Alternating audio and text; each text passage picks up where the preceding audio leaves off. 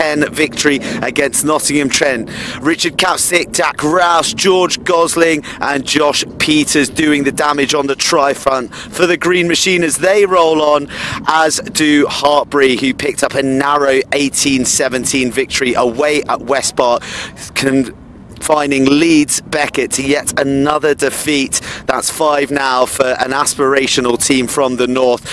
Cardiff, they've kicked off against Northumbria at Clanrumley. As I mentioned, we're here for Bath Durham, and then at 7 p.m, Loughborough will be kicking off against a Cardiff Met on the roll up at the Rubber Crumb.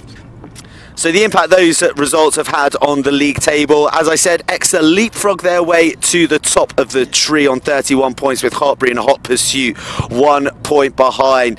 The middle stack of the table is largely unaffected, so we've still 4th versus 6th with Bath Durham tonight, and the bottom is looking bleak for Cardiff, Leeds Beckett and Nottingham Trent and Loughborough are locked in on 16 points at the moment.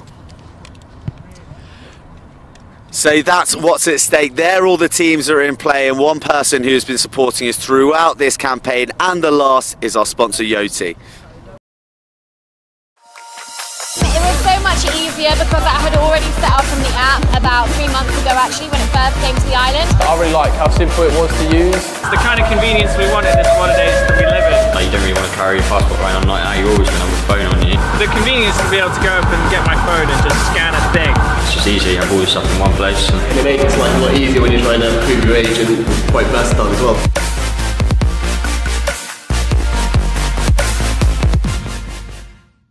Thank you to Yoti, your support is invaluable, as are you, the viewers at home who join us week in, week out. Now Max, we've got a real game on our hands tonight. Who is going to win and how are they going to win? Well, as an ex-Bath player, I'm 100% going to say Bath. I think we have it in us to get a big result here tonight.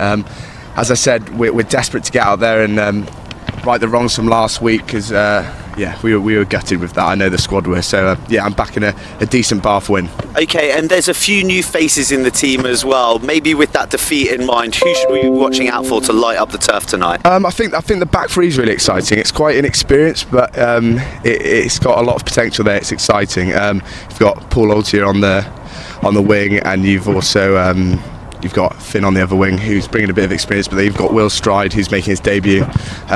So yeah, those boys I'd say to look out for. That'll be interesting. So plenty of electricity in the back three. Great to hear Max's views, but we also caught up with the coaches so you can hear from them while we dive up to the commentary box. Aaron, great to see you as always. Now, you've been on a wonderful run, 4 wins from 4, but you came crashing down against Cardiff Met last week. Where did it go wrong for Bath? Oh, the Cardiff Met always good side, really physical, and took it to it. There's only 3 points in it, but they're well deserved. Yeah, we're 4 tries by us, but just our discipline let us down. So discipline, anything else that you've been working on throughout the week with Durham in mind? Lots. We've always analysed each other as they would have done with us. So yeah, we're going to have a look at what they do, and it also really focused back on ourselves to get back on track. You know, again, what I say is that discipline. It's put us in places we haven't really wanted to be, and stopped the momentum. So yeah, you know, the coaches Mark and Lewis have done quite a bit of analysis and hopefully got a game plan that can do the job tonight. Okay, you'll be seeking a bit of revenge on Durham, who got one over you at Rosslyn Park. 2 of your losses this season have come at home at the STV, so tonight's a real opportunity to change the record. Yeah, it is. Probably if you look at our home record, it's not as good as our away one. So yeah, we're looking to change that. We're well supported by a crowd and students and the rest of the university, and want to reward them with a win. Well, there's quite a few changes to your team this evening, and it looks like it might be enforced by your players excelling at Bath. No, it's like this time. We always get a few injuries, but as you know, we're the same as everyone else. You know, injuries get you. You need a big squad in this BUCS Super League rugby. It's massive. The way it's stepped up physically. it's just massive. So yeah, you're going to get that, and you've got to test your depth. And we've got 3 or 4 guys stepping up have been playing well for the twos, and we're excited about them playing. There's some exciting young players in there. We're really confident in them. They've been part of the squad, so looking forward to seeing them go. Good stuff. And a word on the opposition. Durham pose a number of threats across the field. How do you plan to take them on? As I said, we've got a bit of a game plan on them. Yeah, they're always strong. They always recruit well. They've got a good team of coaches in there, but so are we. So we're looking forward to the ding-dong battle. Very tight-lipped, Aaron. I look forward to seeing your boys out there. Thanks, Jared. Cheers.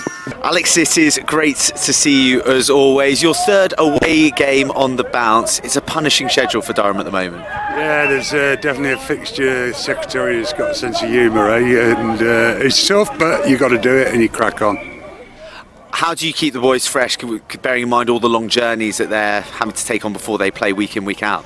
To be honest, it's hard to plan for that, really. You just got to make it as easy as possible for them in terms of the trip, in terms of the travel, in terms of making sure they're, plenty of rest, nutrition, and try and balance your training sessions a little bit, I think.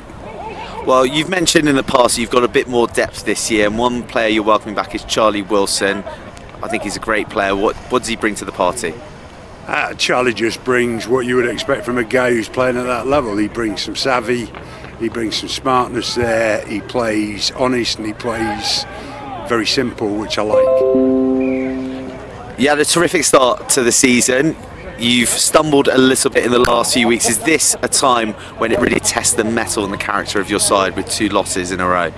Oh yeah, mate, no bones about it. It was a big game. We need to get back on the road if we're going to stay in the hunt. We're still in the mix, so yeah, we did start well. There's no reason why our guys, we just need to get a bit of consistency back, and I think we get that back, we can play. Will we see you employing the similar tactics that you employed at the Rock when you beat Bath in your first game of the season? Well, I think they're 2 completely different sides now, in the sense that we're 2 months into the programme. I'd like to think we could play in any areas we want to play, so when we played at the Rock, I think we played a bit of everything. We played some fairly fluid rugby. We'd certainly be trying to play that. I think they're trying to play more fluid than last time, so it should be a good match. I agree, should be a cracker. Cheers, Alex, and all the best. So there you have it from Alex Key, straight from the horse's mouth. This is a must-win game, make no bones about it. And looking at Bath's recent results, they should be favourites after that fabulous 4-game winning streak in the middle, which was ground to a halt by Cardiff Met last week. However, Durham earlier in the season for their big game at Rosslyn Park in London took the spoils, 30 points to 24. So revenge will be on the lips of the brothers this evening.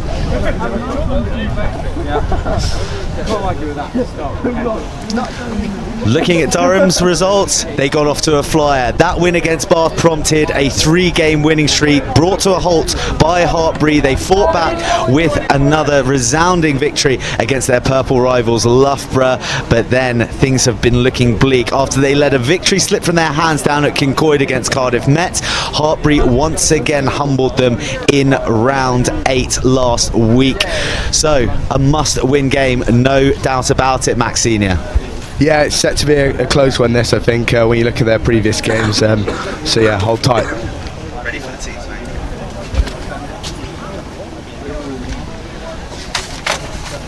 mate? So looking at the teams, Aaron James and debuts to 2 young charges in the back line. Will Stride has big shoes to fill, coming in for injured star fullback Will Partington, while Hong Kong Sevens international Paul Altier's inclusion means top scorer Hugo Stars starts at 10 for the first time, having already featured in the 15, 14 and 11 jersey this term. He also leads the team in captain Tom Doughty's absence. Bet Cutting is the man who will hook in his absence, but with a final appearance at England in their under-20s World Championship final, top try scorer Doughty's absence shouldn't be felt too keenly. The front row will be powered by new second row pairing of Kaz Illman and Jordan Martin, supported by the big ball carrying 8 James Catlin. Such is the embarrassment of back row riches. Alex Key is afforded the luxury of starting tonight's match with strike flanker Chris Johnson on the bench, but the quality is hardly diminished with the decorated pair of Ben Foles and Josh Basham providing the power and Fitz Harding the speed and guile. Colin Markin captains from the second row, and all 8 forwards will be motivated by scrum half Jacob Collin, who's impressed all season. He'll also be charged with releasing Durham's potent backline, directed by Paddy McJewell, with the try-scoring prowess of Rawston Rudd and Melvin Farr to call upon. Watch out for the returning Falcon, Charlie Wilson, who brings a touch of class to the centres.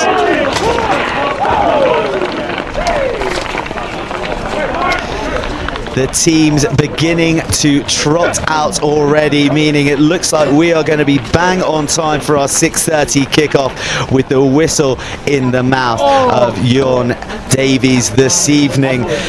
Bath out in their traditional garb of blue with gold hoops up against the iconic Palatinate of Durham. Now, Max, were you at the game at the Rock? Where was it that Bath lost it? Where was it that Durham won it? Unfortunately, I wasn't up at Roslyn Park, but I did watch it on the live stream. It was a really, really close game. I think just our sort of composure let us down, and it was that same old thing that kind of got us last year, which was a little too late sort of thing. But we put in a good second half performance to bring it back, but didn't quite get there. So this BUCS Super Rugby fixture brought to you by Yoti is about to get underway. The ball in Hugo Styles' hands, captaining Bath for the first time, and he sends it high and long into the Durham 22, where Melvin Farr exits with ease without much pressure on him up to the halfway line, and will get a chance to test Beck Cutting's darts from the get-go. Yeah, first set piece for Bath now, so yeah, they'll be looking for a strong phase here. Well, it's stolen there by Durham. Henry Pearmain, who's formed a formidable second row pairing with his captain Colin Markham all season, getting his hands to the ball first, and we see Durham attack for the first time through that much vaunted back row I mentioned in the build-up. They burst the tackle early. Matt Welsh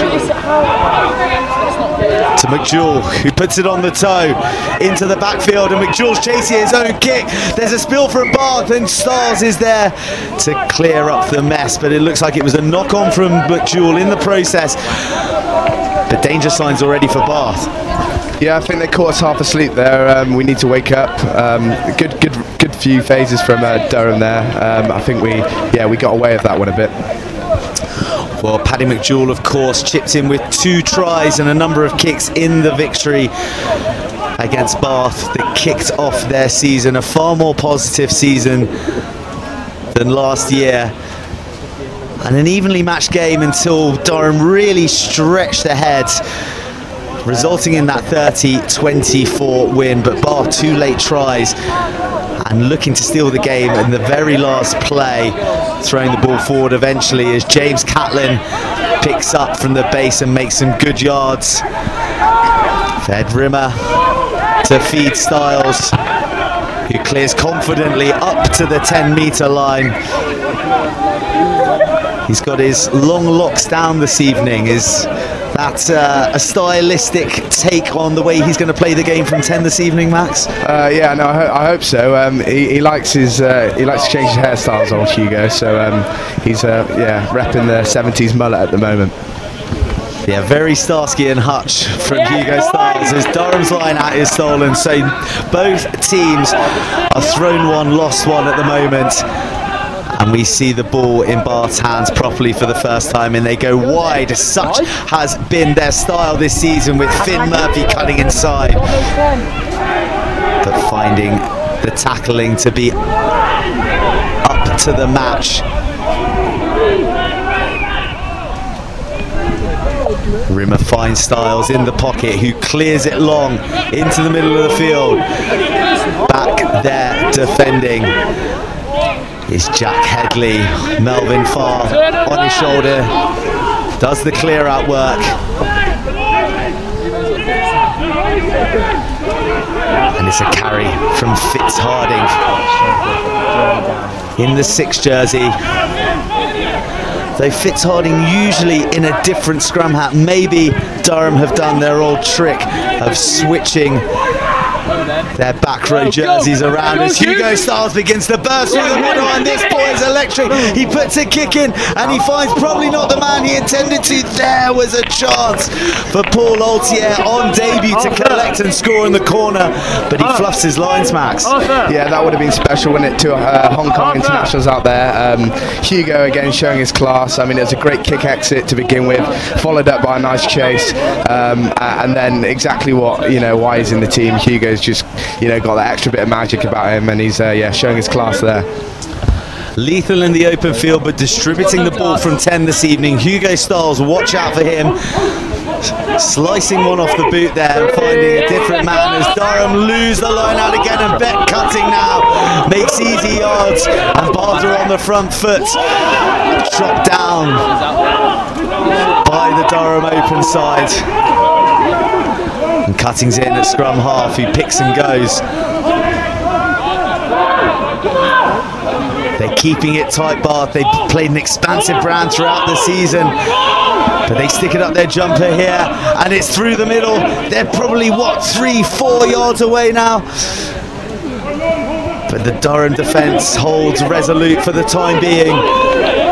It's another pick short from the bar forwards. The referee is indicating a penalty advantage. They are inches away. But the penalty is given. Durham resist, but this should be an easy 3 points to the brothers. Yeah, you'd think so. Hugo's he's pretty good under. He's pretty good on with the tee. So yeah, I'm sure it will be. But yeah, a lot of hard work there from the forwards. It's quite wet out there, so they've holding onto it quite nicely. So yeah, showing their power. So Hugo Styles with the chance to open Barter count for the evening in this BUCS Super Rugby fixture, brought to you by Yoti. A similar position to the kick that he nervelessly slotted in the closing moments of their victory over Leeds Beckett at the Rec back in October. He brushes his 70s haircut to one side, eyes up the poles.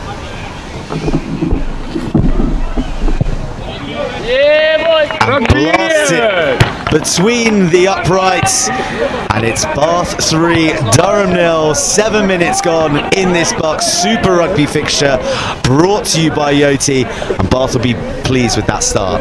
Yeah, they'll be really pleased to draw first blood. I mean, you want to get the momentum going early. I think they, as I say, the start was a bit worrying for Bath, but they pulled it back pretty quickly. As Durham kick long into the opposition 22, it's carried back and into the hands of Styles once again. He's been influential already this game as Beck Cutting shows goes, but is ultimately dragged down, followed by a fumble from Kaz Illman, the master's student formerly of Exeter University, so he is no stranger to BUCS Super Rugby, albeit in different colours. Coming in for the injured duo of Angus Hinton and Adam Thresher. What can you tell me about this second row pairing, Max? Yeah, as I said, this second row pairing have been together for a few weeks now. They weren't the initial, top runners, I don't think, but they've filled in really well for Adam Thresher and Angus Hinton, as you say, and they're doing a great job. But unlucky there, obviously the conditions are very wet, so they need a big scrum now. Well, such is the attritional nature of this league. Squad depth is paramount if you want to make a real assault on the title. As we see the first scrum of the game, and it's a steady one from both eights. Pass from the base to McJewell, who steps and wheezes, but he's brought down just in the 22 of Bath. Colin Markham, the captain, unmistakable in his red headgear, steals a few extra yards. And this time on to Jack Conte.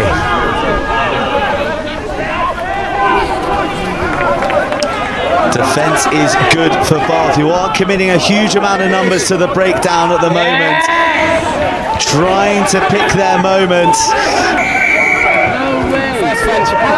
But they don't release the tackle on that occasion. This is going to be an easy 3 points for Miles Rawstrand-Rudd to top up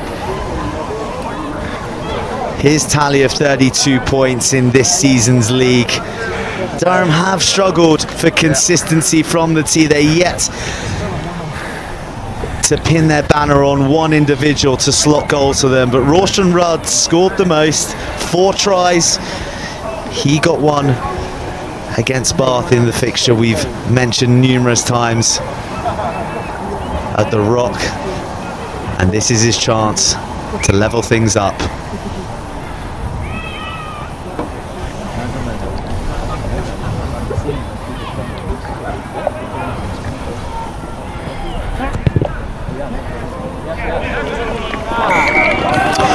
Struck through the uprights with ease. It's Bath University 3, Durham 3.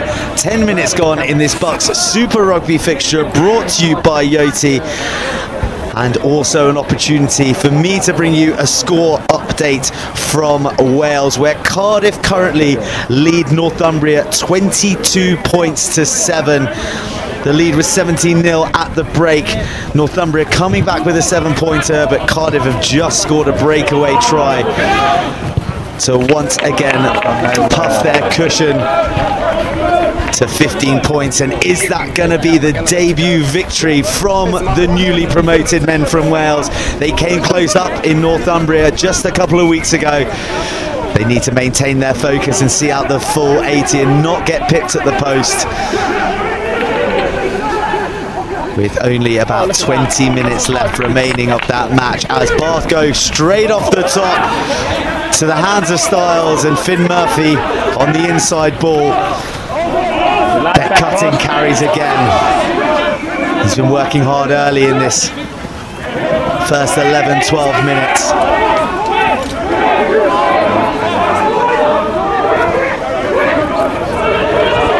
As we see Bath keep it tight with big runners in the middle, and Styles goes to the boot. That's a definite miss kick in my eyes, Max, but he seems to have gotten away with it. Yeah, as you said, I think he got away with that one. I don't think that was intended to go exactly where it went. Yeah, I think, to be honest, Durham will take a lot of confidence from that, their defence. You know, I think maybe we could have held on to the ball a bit better there. So I think Durham will take that as a bit of a compliment, to be honest. Yes, unable to break down the Palatinate defence. They go to the toe. Stars gets a little bit lucky, but Durham now have the ball and they build a driving wall to eke some extra yards from this line out. And eke they are. Just walking it up to the 10-metre line before Collins says that's enough, and he feeds a big runner in the middle of the park. Markham. Collins finds McJewell, who puts up the Gary Owen in slippery conditions. Ed Rimmer struggles to deal with it, and Durham are on the front foot. Can they convert? Matt Welsh kicks the ball high. It's just beyond the 22, so no mark called. As Styles is clattered by 2 would-be defenders. And Bath go to Chris Barry to work their way out. Chris Barry taking a bit of a captaincy role among the forwards this evening. A try last week in a losing cause against Met. 2 for the season, and a bit of a hard man in the back row, am I right in saying, Max? Yeah, Baz is a good mate of mine. You don't want to get on the wrong side with him. He's the sort of player that you want on your team. Really, really brilliant player, to be honest. Great over the ball. You know, crazy hard in defence.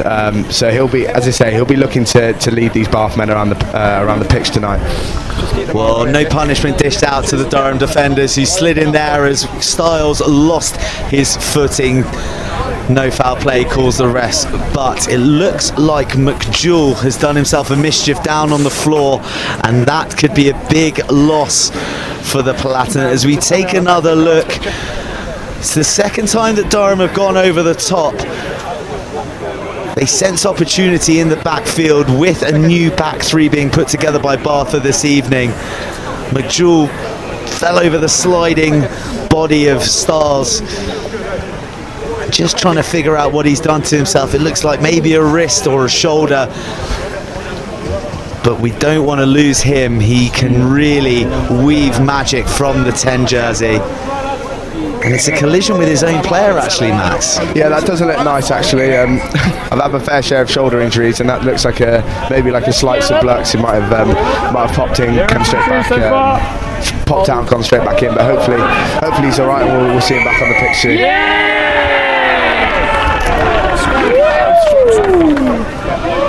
Every time, as Bath are let off the hook by some crossing from Durham, they win a penalty. And this will be going only one way. That is to the touchline for Bath to build another attack and try and cut loose from this 3-all deadlock that we have at the moment.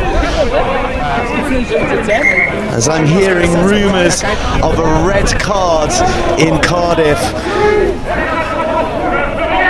We don't know who and for which team, but with the score 22-7, it's going to bear some influence, as we saw in the Leeds-Beckett game last week against Loughborough. Stan tried to send one over the top. He sails forward into touch, and it's a scrum for Bath. Now Bath, they were famous for their set piece over the last couple of years. They found this more expansive, exciting, adventurous style this year. But the ABCs are important. They'll want to nail this line out. Yeah, they'll definitely want to nail this. As I say, Mark Lilly is about as good a forward coach as you can get. So that has become a massive part of our game. But then at the same time, with Lewis Messer being in there as well, you know, ex-player, offers a lot with the attacking side of it. So we're also capable of scoring some really nice tries as well. Lewis Messer, formerly of the Cardiff Met setup, hopped across the bridge, now at Bath, having a big coaching influence here on the brothers as they find themselves on the 10-metre line. Beck cutting at first receiver, carrying once again. And Bath building the phases nicely. They're splintering the Durham defence. The line speed's lost a couple of yards of pace.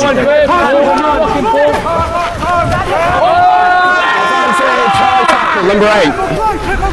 As Ed Rimmer sells a dummy, he finds Alex Nisbet, probably not looking for the ball. Ed Rimmer, who scored a sensational 50-metre try in their last televised fixture. The one at the Rec, the one that they squeaked from Leeds Beckett. With a last-minute kick from the man who's just pointed at the post, Hugo Styles. This should be 6-3, but the news from Cardiff is it is a red card for Cardiff University. So while they may have a 15-point lead, they'll be seeing the game out with 14 men. Is that Northumbria's chance to steal another victory from the men in red and rob them of their first win of the campaign? We'll keep you posted on that thrilling action down in the diff. But for the time being, all eyes are on Hugo Styles at the STV, who from right in front of the poles should be making this 6-3.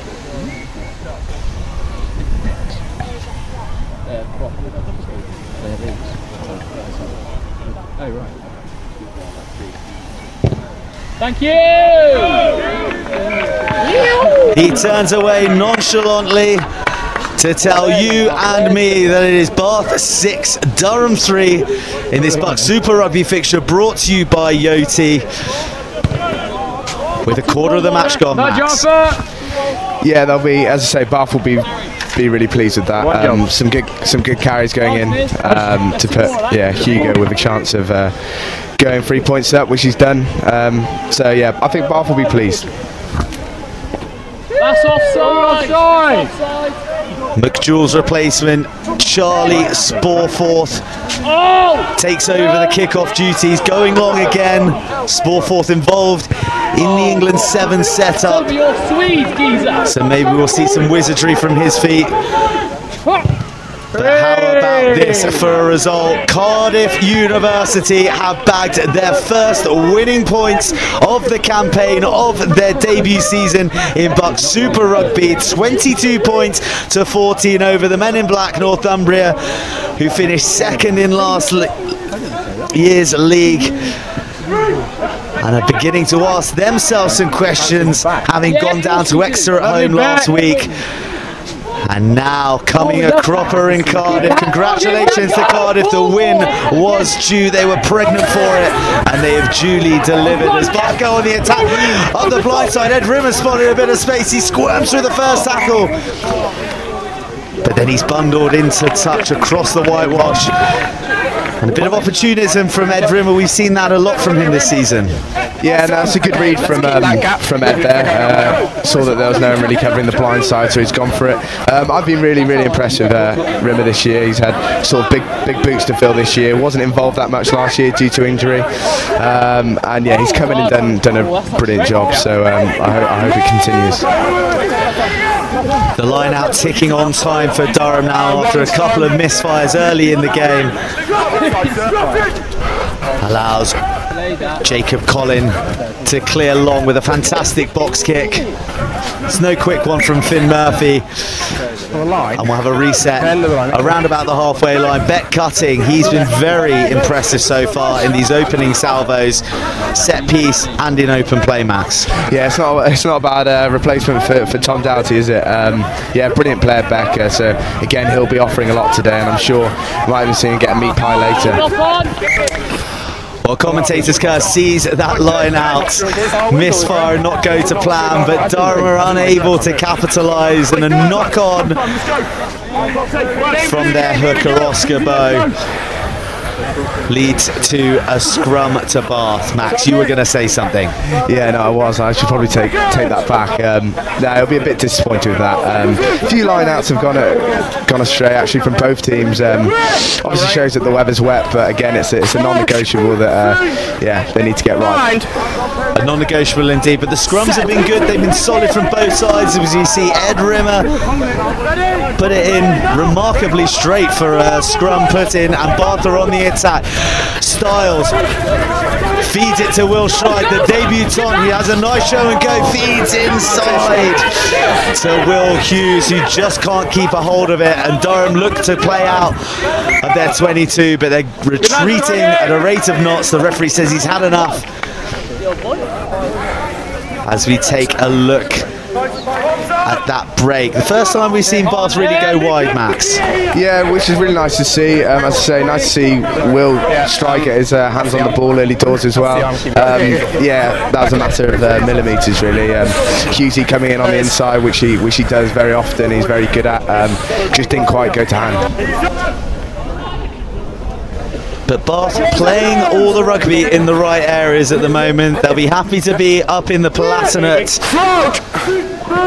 half here in this BUCS Super Rugby fixture, brought to you by Yoti. As if you could not see the Yoti symbol on our field of play, blending in beautifully with the Palatinate and blue. As we call on a scrum reset, the first reset of the game. For you, Max, if you were an away team coming down to the STV at Bath, as Durham are, how would you be approaching this game, and how would you reflect on the opening 20 minutes? Well, obviously it's a long way to come down, isn't it? So that is a tough one in itself. But I guess you just have to treat it as every other game. Ultimately, it's a pitch. There's 15 men on each team. So I don't think they'll treat it too differently to as if they were playing at home. But again, there are, I guess, extra challenges that comes with playing away. In terms of the reflection of the sort of 25 minutes, I think it's been quite even, but I'd say the last 5 minutes especially, Bath have started to pull a few more strings, and they've looked slightly more dominant, but it's very close. Close indeed, but a fumble from Charlie Sporforth, not helped by a little bit of a weak pass from his 9. Jacob Collin gives Bath a terrific attacking platform just right of centre field in the Durham 22. they can keep it solid, are we going to see the backs shine like they have done so brightly all season? They go through the centre channels. Rimmer marshalling, quick to the breakdown, wanting the ball early, calling the shots as we see a short carry from Chris Barry. Again, Bath pick and go. They're keeping it tight. They're conscious of these greasy conditions. Not held in the tackle. He goes for another bite, but he's brought down. Chris Barry with his hands on the ball again. Bath inches away at the moment. Very composed, travelling in packs, but they give a penalty away. They go off their feet with their enthusiasm to win the ball back. It was all looking very measured, very patient, but an indiscretion at the breakdown lets Durham off the hook, Max. Yeah, Durham will be really pleased with that foe. As I say, they've done well there to keep Bath out. Looked like we're going forward and gaining some real momentum, but yeah, again, just a lack of composure from the pack, really. Yeah, I'm sure they'll work on it. Well, Bath will be looking to convert some of this pressure that they've had in this opening 25 minutes. They're not going to be able to spend the whole game in the Durham half. So to lead only by 3, Bath will probably be a little bit disappointed as Durham build a driving maul to exit their territory. Once again, they're stopped in their tracks by the Bath pack. Jacob Collins goes, steps inside, brought down. And there's a bit of life in Durham now. Until they're turned over. The Sparky 9 found himself a bit isolated. And his opposite number of all people, Ed Rimmer, found himself clamped over the ball to win a penalty. And Styles shapes for the touchline. And are we going to see Bath's very own driving maul attacking Durham? That's a great kick from Styles. A lot of ambition in that kick. And from 10 metres out, will we see a drive here, Max? Yeah, no, you'll definitely see a drive, I think. It's become a bit of a weapon for us recently. Well, I'd say recently, the last few years, really, since Mark Lilly's come here. And yeah, hopefully we'll get over the line. Oh yeah, we love that. Durham defending this maul, but Bath are on the charge. Bet Cutty's got it in control of the back. The position where Tom Doughty usually likes to feast upon himself. Will his replacement hooker be squirming across the line? But what a response from Durham, who begin to win the battle. And that is a huge moment. It looks for all money that the brothers were going to be rumbling across the line, but Durham found a second win. And what a defensive set from the Palatinate. Yeah, I thought Bet was going over for that meat pie that I mentioned earlier then. Yeah, disappointing that. Started off really well, and yeah, Durham will be massively pleased with that. Well, it was 5 Bath forwards against only Oscar Bowe for a moment, and he held the fort while the rest of his pack ran round the back, came steaming in, disintegrated the Bath effort, and they won a crucial scrum, but still under pressure on their own 5-metre line. Bind! Set!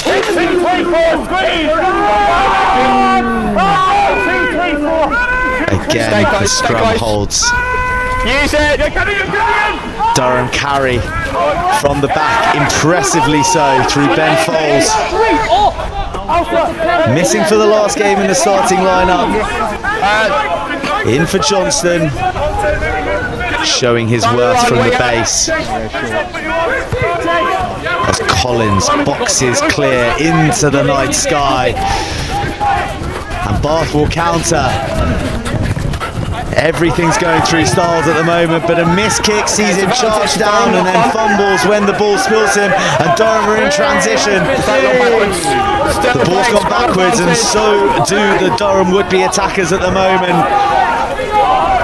Markham battered back with a 2-man tackle. Always going backwards and no advantage.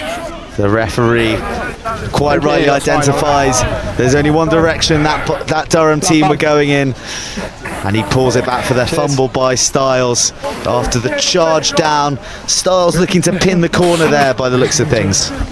Yeah, as I say, he was unlucky there, Stylesy, but you know, he produces some magic, but then obviously, you know, a slight, you know, mistake there. But you know, nothing too big. I'm sure he'll crack on and smash the next one.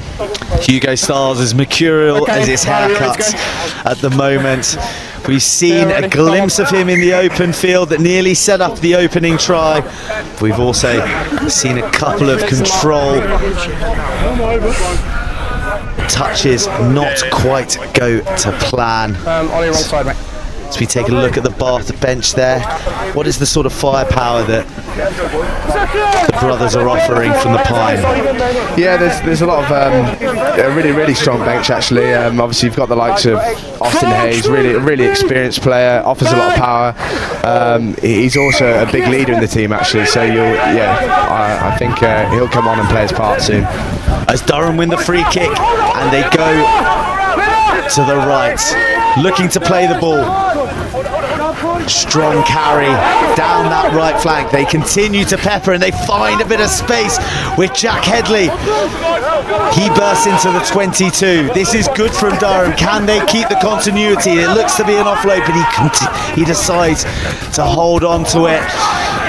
A high pass to an on-rushing Jack Conte forces another error, and Bath, it's their turn to counter. The referee's playing advantage, but none will come.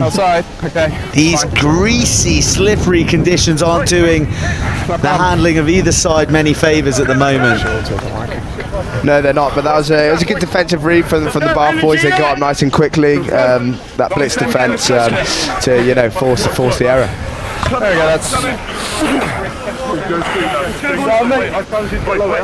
We come to another scrum. We've seen quite a bit of set-piece play here this half, caused by these handling errors. It really is a greasy one out there this evening. The last scrum resulting in a free kick to Durham, so a chance for Bath to get back on track.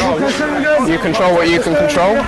As the ref has a word with both front rows. Yeah, I think Bath will just be looking here for a good exit really, and yeah, try and win that territory battle.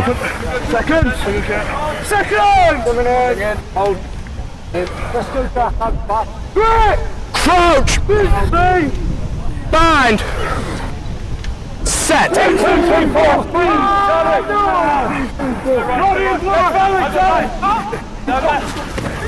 Rimmer feeds to Styles and Bath run it. Slips out the back under pressure from the tackle, and Durham have the ball back through Matt Welsh. Headley takes another run. That's two in the last 2 minutes. Beginning to bring himself into the game as Oscar Bowe, the man who held up the Bath drive moments ago on the 5-metre line, has a charge. Markham scythed down. Sporforth, the substitute 10, goes, good strength and steals some more yards. Conte again.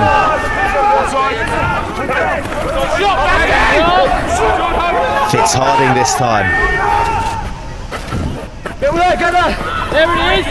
Bowe on the switch from Sporforth.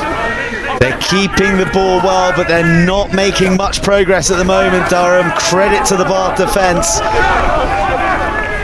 They're cutting, being somewhat of a nuisance at the breakdown. Bath find a softer shoulder that time to advance a couple of yards. Sporforth puts it on the toe. Wilson's in pursuit. The ball goes free. The referee spotted an infringement. Penalty for offside. The scrum cap is the mark. Is the mark right? Sevens offside. Barry, the culprit, I believe so. Yeah, that is under right, pressure. from concerted, coordinated attack from Durham that was beginning to bear fruit. Yeah, a small period of dominance there for Durham. Jacob Collins, the 9, leading them all out, leading them around the park really nicely, as he did in the previous fixture, which got a man of the match. So yeah, he's doing a good job at leading his men around the park. I got 8 minutes to come. Rawston Rudd wastes no time at all, as you hear from the ref mic. 8 minutes to go of this half. The two teams locked at 6 points apiece in this BUCS Super Rugby fixture, brought to you by Yoti. Rawston Rudd looking effortless as he just careers back, having doubled his tally for the evening. And that's a good return for Durham side, who've been under pressure for most of the half. As Stars kicks us off again, long into the Durham 22. Melvin Farr feeds his fellow back 3 member Jack Headley. Off it now! No, off it. He's beginning to grow into the game more and more tonight. Use it, Durham. Yes! Yes! Advantage 5's in the side. As Bath give away a penalty just as Durham were told to use it. Aaron James spoke of the ill discipline of the brothers and how it had been hampering them this season. And there again we see an unnecessary penalty. Max, you're spewing about that. Yeah, I was just about to say AJ will be screaming somewhere. Something just unnecessary, totally unnecessary. So that'll be something that they look at half time.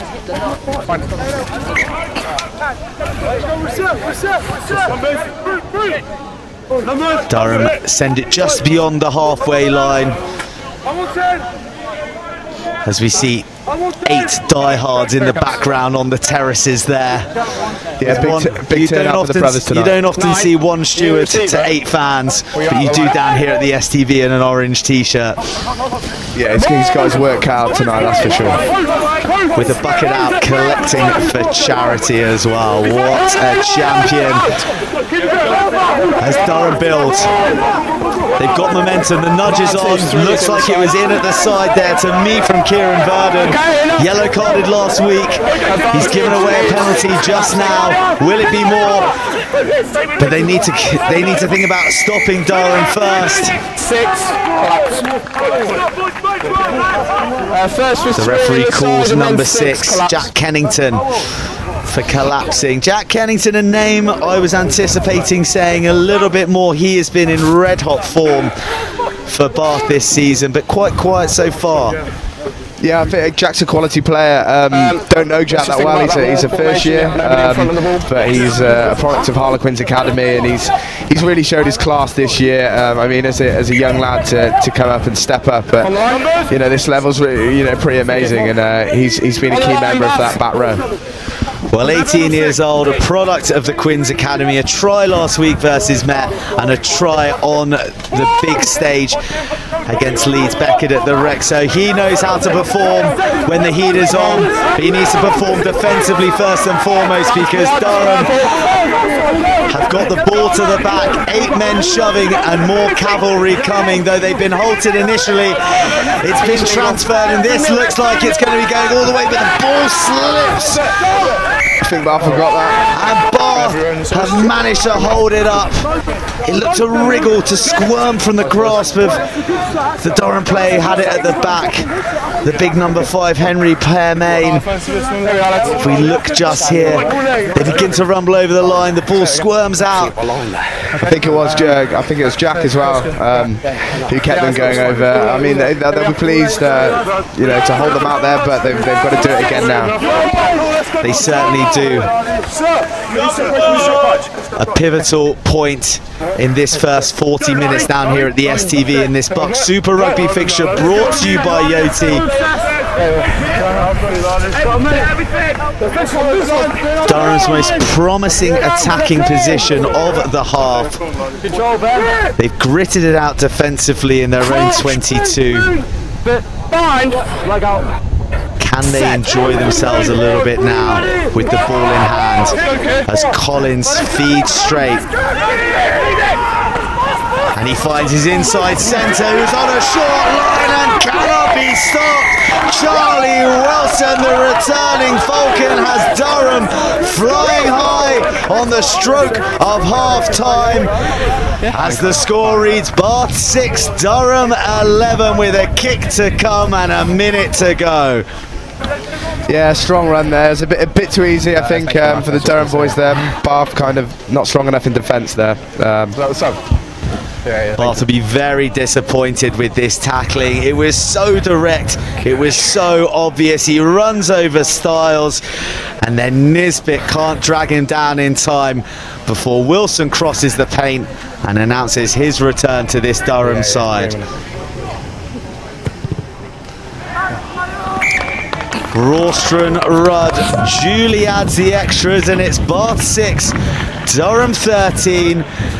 As we watch the replay once again, one that Hugo Styles won't want to watch too many times, as he was trampled over en route to the line.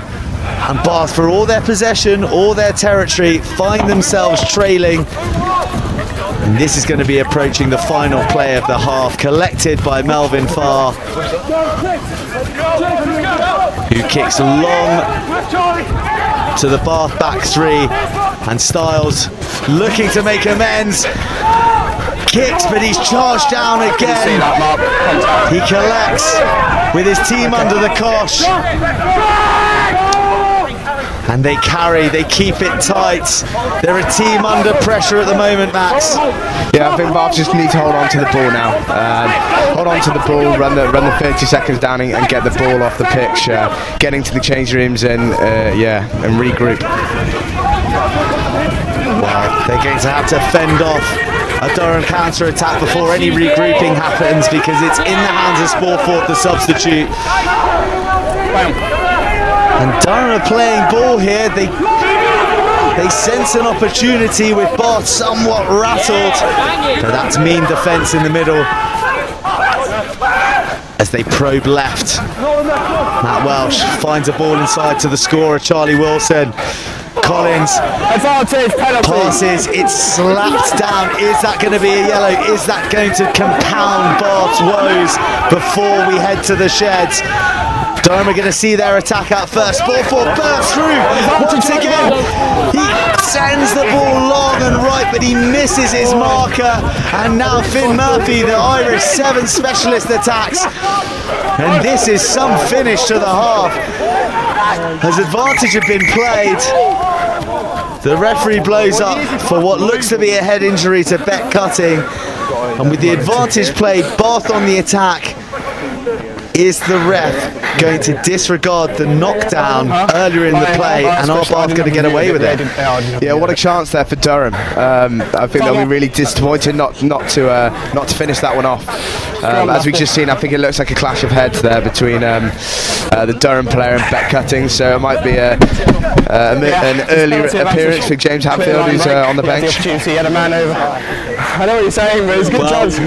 Sportfort is really impressed since coming on for the injured Paddy McJewell. We see him burst through 2 big front row tackles, and he had Henry Pearmain on his right, Jacob Collins to the left. He chose to go for the high risk ball to Fitz Harding when Pearmain was begging for it on his shoulder.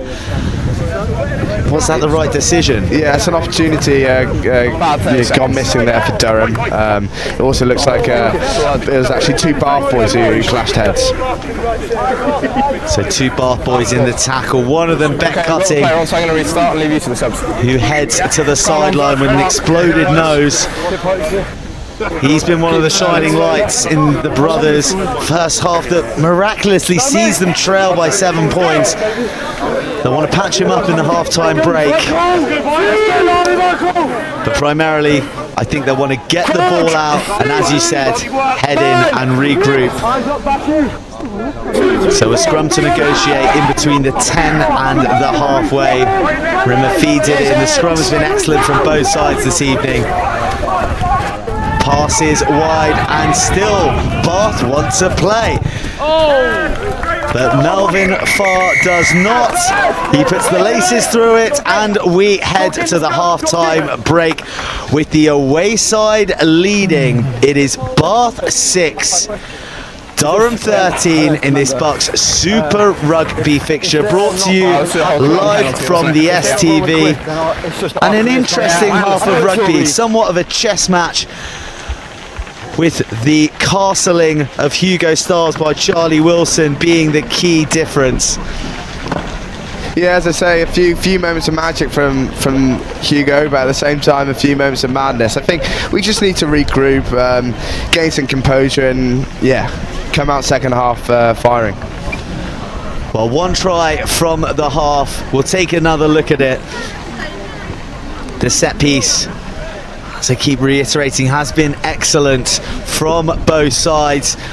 Durham got a tiny nudge on, which stopped the back row from breaking early. It was a ball straight to Charlie Wilson, simple as you like. And he barreled his way over the line. As we see from the other angle, Bath a bit tentative in their line speed coming up to make the hit. There's not much more you can say that it was too easy for the Palatinate. Yeah, exactly. When you're that close, when you're that far out, Durham, Bath need to be looking for a positive hit there, and they haven't found it. And yeah, it's been quite easy there for Durham. Crashed over. So nip and tuck here at the STV for Bath versus Durham, and an opportunity for us to hear from our sponsors. Because I had already set up on the app about 3 months ago actually when it first came to the island. I really like how simple it was to use. It's the kind of convenience we want in this holidays that we live in. Like, you don't really want to carry your passport around on night out, you're always going to have a phone on you. The convenience to be able to go up and get my phone and just scan a thing.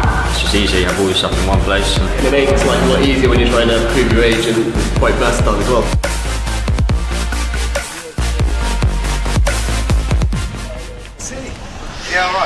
A miserly first half with regards to tries down here in Somerset, but we wouldn't rob you of a try fest any week. So here are the best from last round.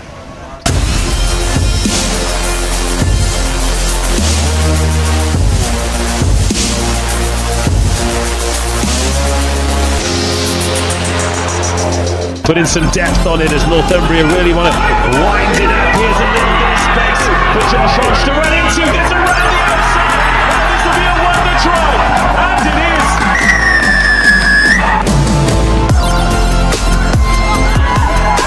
5 metres short, bang under the sticks.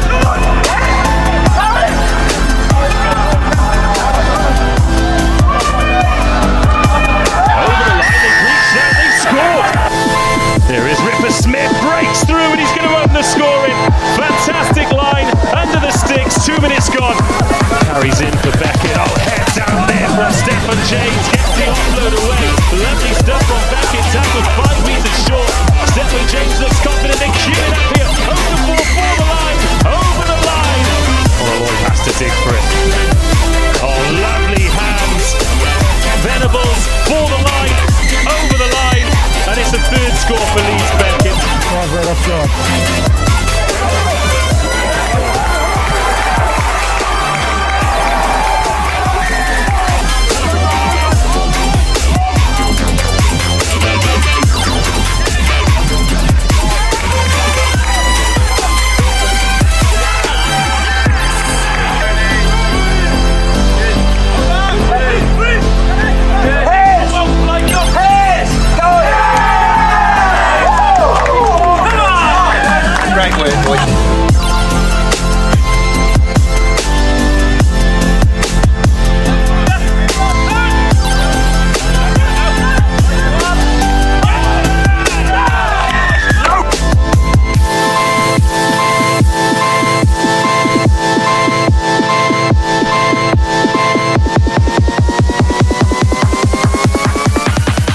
If that doesn't make tries of the week, I don't know which sort of try would. Some fabulous scores there from last week's action. And finished off with one from Toby Venner of Hartbury, who currently is top of the pops when it comes to BSR tries this season.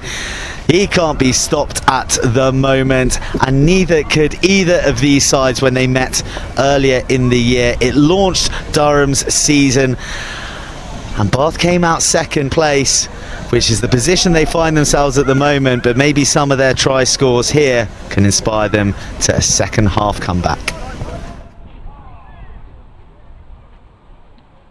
Just joining us, the only score coming off the boot of Tom Catterick. He's 1 from 2. This one's gone long again, it's an overthrow. Again, it's been snaffled by Bath, but that's been knocked forward. Now will broken play benefit the home team? Suggestion of a high tackle. I think the referee's playing advantage here. Yes, he is. So a free shot at it here for Durham. Parmain into the 22. It's Markham hanging around. Little dab through to chase. It could be on here. And it is! Miles Ralston-Rudd chases the kick. He's had a great 15 minutes. And he's capped it off with a 5-pointer. Durham 8, Bath 0. As I said, play in the right area of the pitch, and then obviously play from there. Oh, this has been intercepted as well. Paddy McJewell for the corner. It's 2 tries in 2 minutes, and Durham are in complete control. Well, look at that then. Bit of pressure from the box kick, and then obviously pounce on a drop ball, and Paddy there backs up a good kick on the first try, and he can dot down one from his own.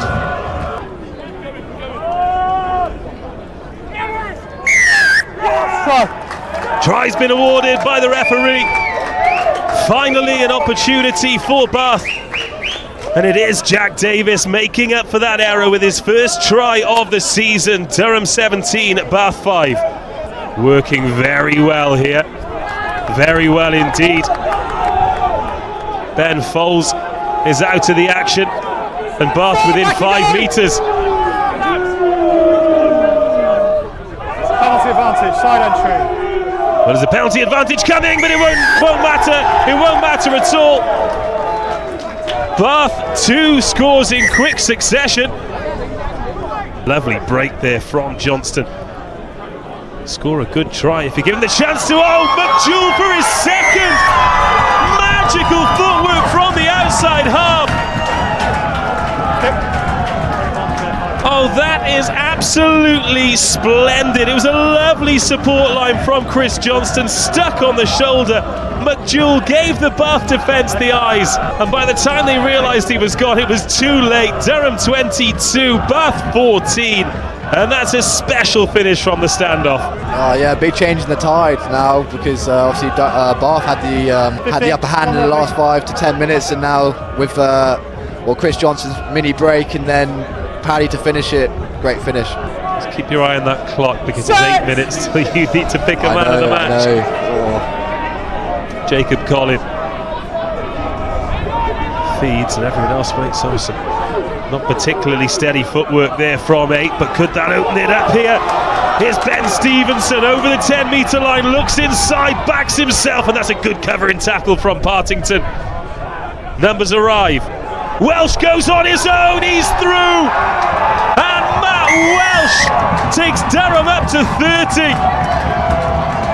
Well, we've spoken so much about Miles Ralston-Rudd, but Matt Welsh has had a great game in the 13 jersey, and is that the score that puts this one out of sight for Durham? It guarantees the bonus point. It's Durham 30, Bath 17.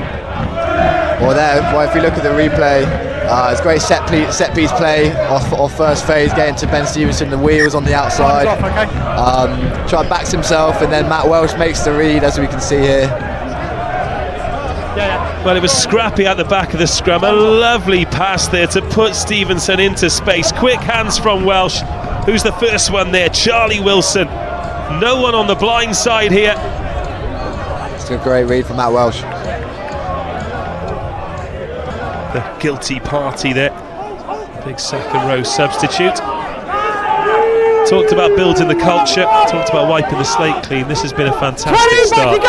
Yeah, obviously don't speak too soon, but it has been a great start. Here come Bath. This could set up a grandstand finish. This is where they have the action. Keep your eye on Arthur Cornwell, number 17. He's there at the back, adding his weight. Penalty try. 30-24, the referee goes under the sticks. Number 20. Number 20. Josh Basham, the guilty party. He's being called over by the referee here, Josh Basham. Oh, goodness me, Durham are going to end this match with 13 on the park.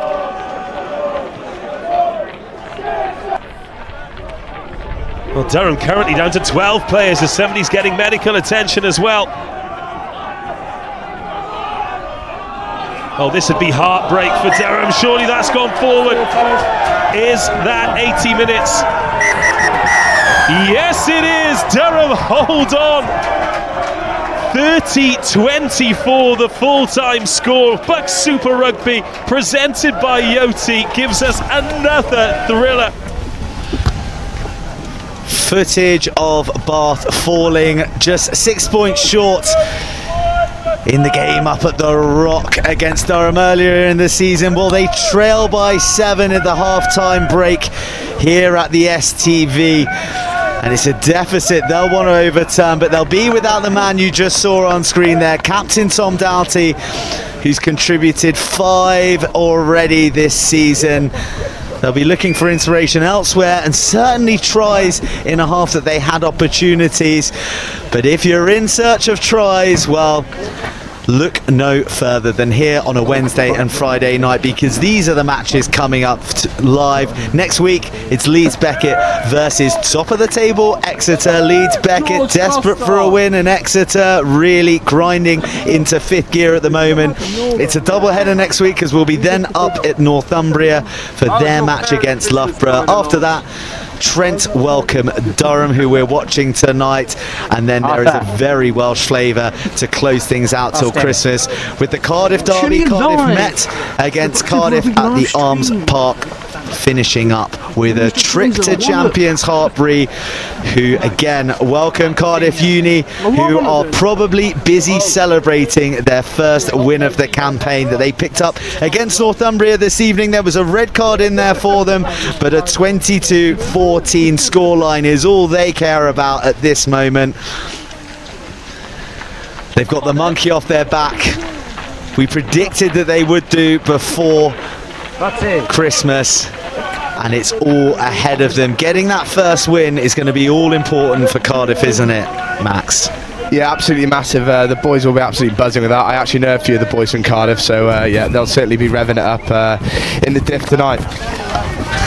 Revving it up in the diff. What a terrifying prospect, ladies and gentlemen, but a fun one as well, as Durham eventually make their way out from the sheds, and we're just about set to get this crucial 40 minutes underway. It was a Charlie Wilson try in the final 5 minutes of the first half of this BUCS Super Rugby fixture, brought to you by Yoti.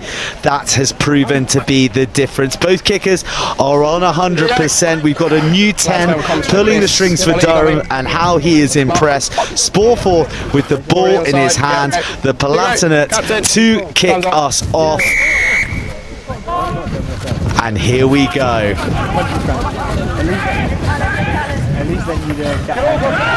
Terrific chase and tackle, forcing a knock on early from the brothers. James Catlin, that looked like it was, who isn't wearing number 1, as it says on our screen down below. He's in the 8 jersey. So big is James Catlin, they've had to find a larger jersey for him. Am I right in saying, Max? Yeah, you're absolutely right. Katz is a bit of a veteran of this team now as well. He's actually the same age as me. So he's always been that size, I think, since about 16. Goodness me. A big mouth to feed from a young age, but a knock on from him has given Durham primo platform to see if they can start this half with some points. Charlie Wilson takes another carry, he takes some stopping again. There's a fumble from Matt Welch, but he keeps on driving those legs, and they're to within 3 metres. Who finds Henry Permain? And what a dream start for Durham. Bath caught napping again. The defence weak on the first hit. And the Platinum are the beneficiaries, with Henry Parmain charging across the line after Matt Welch couldn't be stopped. Look at him here, pumping his legs. Eventually Catlin brings him down, and then there's a multitude of runners for Collins to aim at, but it's Parmain, the Quins under-18 Academy product, who treats himself to his third try of BUCS Super Rugby 2019. Yeah, some strong carries there from Durham. Come out really energised, carrying with intent. Bath will be disappointed with that. It's about the worst possible start they could have made to the second half. So hopefully we'll again regroup from this kickoff and get back down there and get one of our own.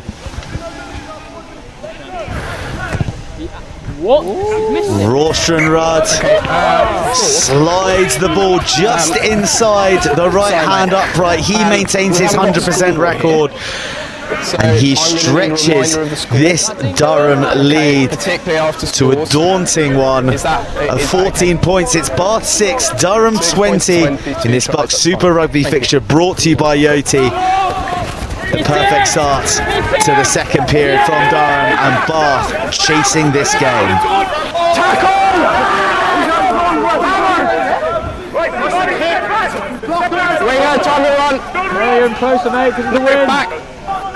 Thank you. Collins' box is clear. Yeah, he hasn't made much distance to that, but as I say, he'll be happy to get off the park. Say that again. 9, change. Great attacking platform now for Bath as well, so they'll be excited to get their hands back on the ball. Well, as we can see from the 16 jersey, James Hadfield looks to have taken the field of play to replace Bet Cutting, who was pouring blood just before the half-time whistle. He's going to be a massive loss. Tom Doughty, the captain, usually in the 2 jersey. Bet Cutting, the England 20, stepping in, and now James Hadfield at the hockey throwing the darts, but he hits double top straight away, and now he's at the back of the drive. As Colin Marker makes a real nuisance of himself, and Bath go to the deck. You can see a score update in the bottom left corner of your screen. Loughborough 7, Cardiff Met 7, even Stevens in the East Midlands after Cardiff Met went ahead early.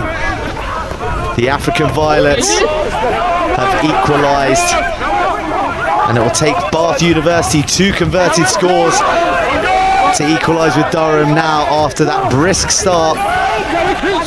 But Jack Kenningham's leading the way, crawling the way. Hugo Styles spreads the ball wide. Some wonderful footwork from Will Hughes, almost breaks 3. Yeah, that's where we're going to be good, in those outside channels, looking for people like Hughesy. Styles pirouettes out of the tackle, gains 5 yards. They're 15 metres out. Kenningham again into the play. Replacement scrum half George Wootton goes wide. It's quick hands. They find space, and oh, what physicality! Sorry, gents, I didn't see you there. As Paul Altier on debut blasts the Durham defender out of the way, but it looks like he's put a tiptoe in touch, and he's been robbed of a score on debut. Let's take another look at this. Boom! Miles Rawstrand Rudd, well, he's been pure from the tee, but he's absolutely seen off in that challenge from Paul Altier, but not before he went into touch. And that would have been the perfect tonic for this Durham onslaught, wouldn't it, Max? Yeah, it would have been a perfect response. I think I celebrated a bit too early there. Thank you, that's really good work.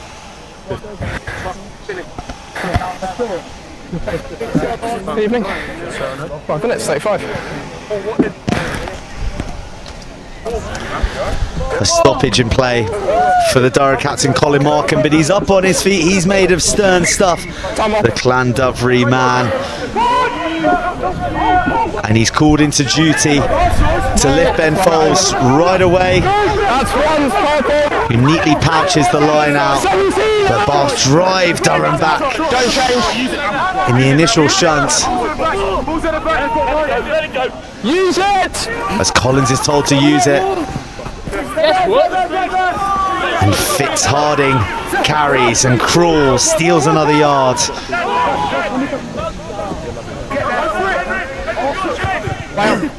Bath almost charge early, but the referee lets it go. It's box clear. But Bath, this is the part of the field they want to be playing in. This is the kind of rugby that we're going to want to play. Yeah, absolutely.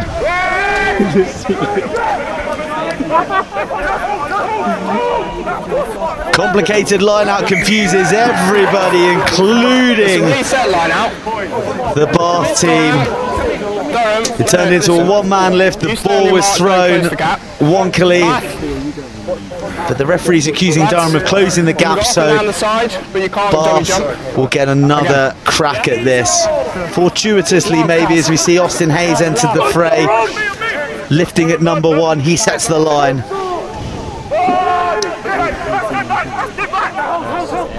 And a wonderful shot there from our cameras. Poetry in motion, watching the movement, the flow of the line out before the ref calls a penalty.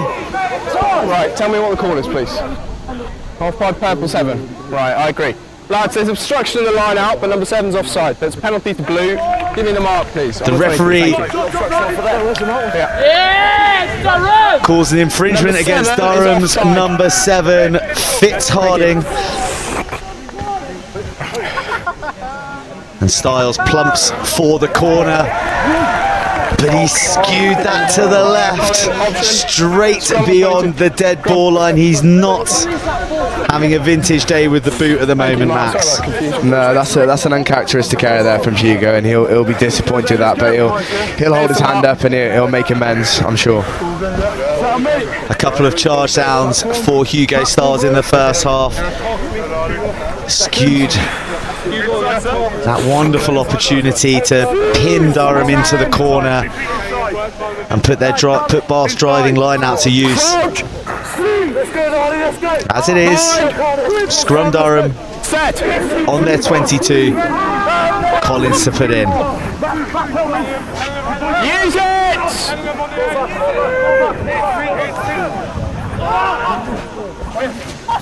And it's clear. Wilson again carries well. Powerful, flight-footed, and that's another wonderful bit of invention from Sportford. Not backwards, play on.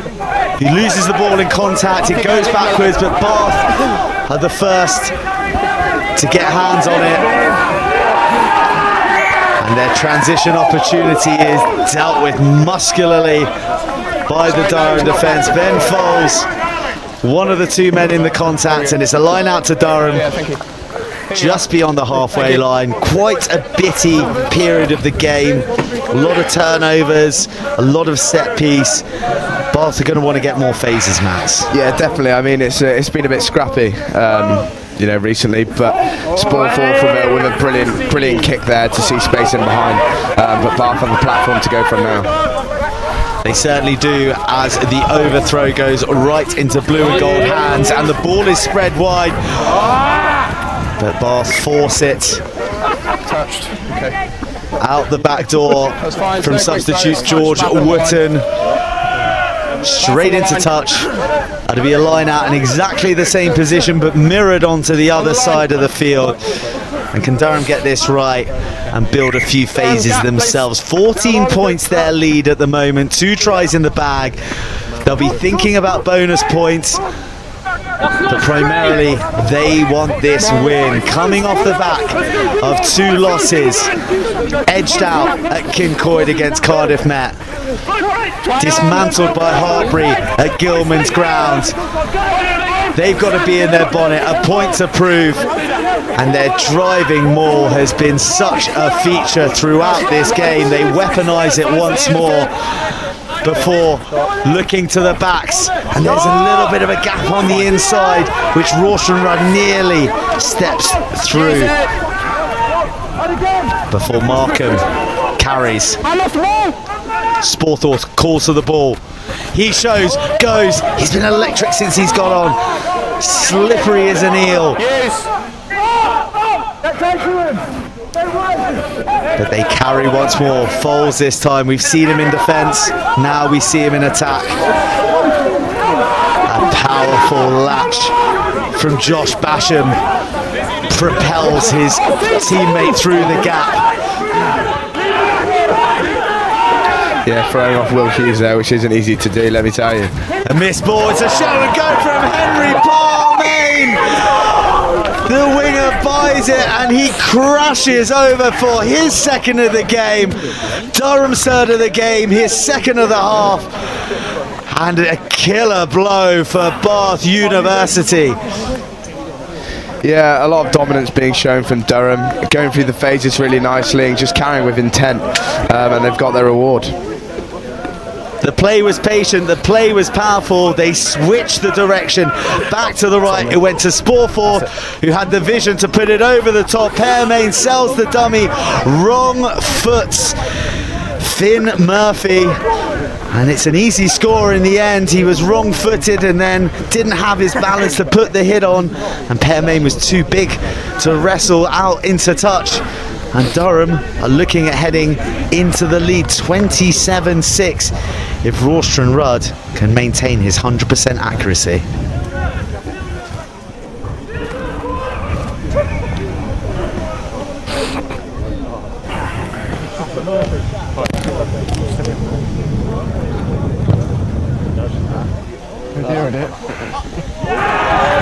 And he does with style. As we see a replay here, Max. Yeah, as you say, they've done well. They've switched the play back to the right-hand side, and then there's just a bit of a mismatch, you know, on this touchline with, you know, Finn and a second row, 2 meters out. There's only really going to be one winner there. So Bath University staring down the barrel of a 6-27 deficit against Durham in this BUCS Super Rugby fixture, brought to you by Yoti. 53 minutes gone. They only trailed by 7 points at the break, but Durham have flown out of the traps in this second period and been utterly clinical to lead by 19. 3 tries in the back, bonus points on the mind. But Bath immediately with a scrum in the Durham 22, and they have to get points here. Yeah, they do, and I think it's probably the first time this season that Bath haven't got a try, you know, in the first 50 minutes, or maybe even the first half. So they need to take this opportunity now and get back on the points on the points board.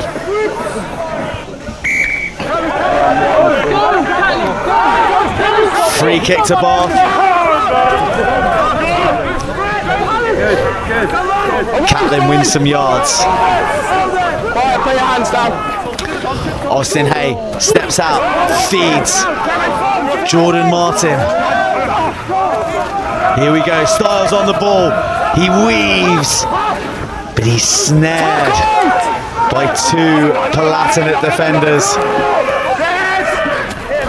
And this is better from Bath. They're beginning to find gaps. A lot more runners offering themselves. It's difficult for Durham to pick them as Chris Barry takes them to within 4 meters.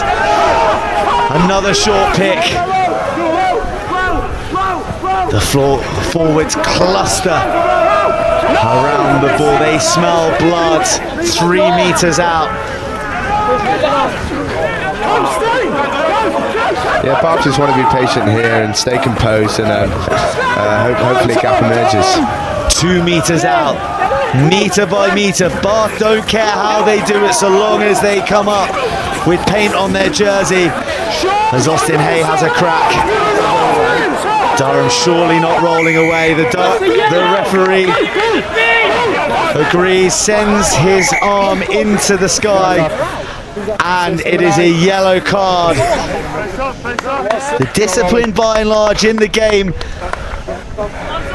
has been good, but in the red zone with the line begging, The referee is emphatic. Okay, thank you. And banishes a Durham player to the bin. 14 men they'll play with. Yeah, Jacob Collin to the bin there. Yeah, linchpin. Lying over Jacob the ball. Collin. The man dismissed. Sorry, Max, I interrupted you. No, that's fine. I thought I saw his header in the bottom of the ruck. So yeah, just killing the ball there, not allowing Bath the opportunity to get quick ballers, which is obviously what they want to do. Just continuing to roll with the ball. Not often you find a scrum half at the bottom of a ruck in a defensive frame of mind, usually burrowing for the ball greedily to try and nip across the line when he's 5 metres out from the Oppo try line. Okay. Yeah, no, fair play to him. 5. Time on. Let's go. Here's the mark. The wisdom of Tom Catrick being dished out to the Durham players there on a water break. Tom Catrick with over 100 points for the Newcastle Falcons in his professional career, now in his 2nd year of studying at Durham University, playing a coaching role this evening, not down on the team sheet. Okay, gentlemen. As Freddie Davies enters the fray for the away team. Oscar Bowe had a number of nice carries in the first half, so if Freddie Davies can match his energy, it'll be a good night at the office for him. But first things first, keep this scrum steady with Bath on the prowl for their opening try and the score that's going to get them back into the game. As Catlin picks, he almost bursts free, but he's dragged down by his bootlaces. Bath go again, Durham defending staunchly. Chris Barry, he's held up.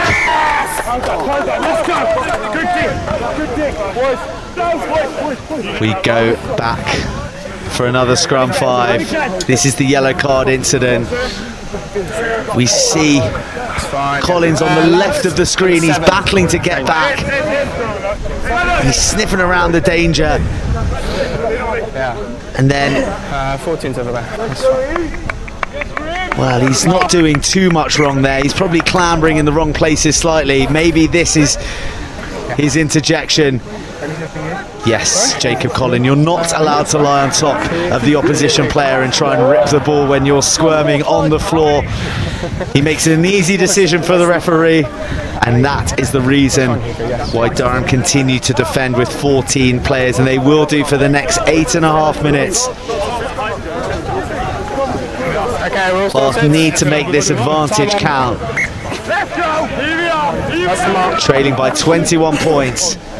Staring down a 2nd consecutive BSR defeat after their run of 4 wins on the trot, only bettered by Hartbury, who sealed their 5th win in a row with a narrow 18-17 victory away at Leeds Beckett today. The other winners being Exeter, 33-10 over Trent, and of course that famous Cardiff win, 22-14 over Northumbria. But the ball is into the feet of the powerful Catlin, who's yo-yoed between this BUCS side and the Bath A-League team.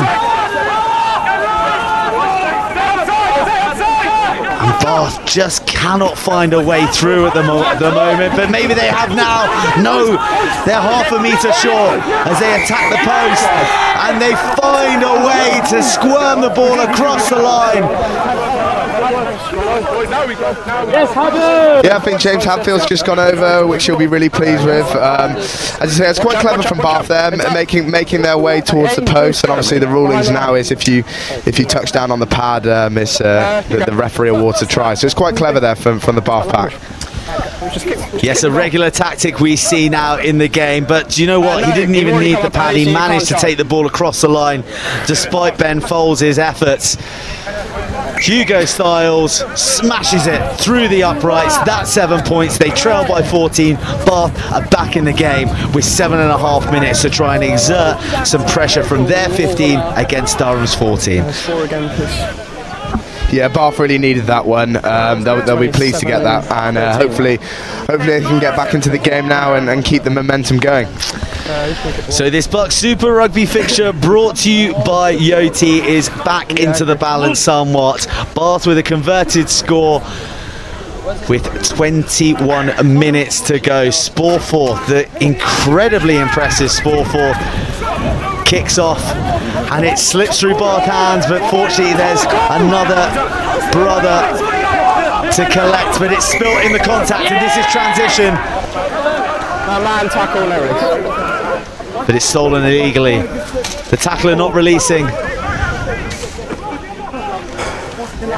And Bath with a cheap chance to send themselves into enemy territory, which Styles does with aplomb. He's been infallible from the tee. He has had a couple of ropey punts, but that one is one to chalk up in the pros column.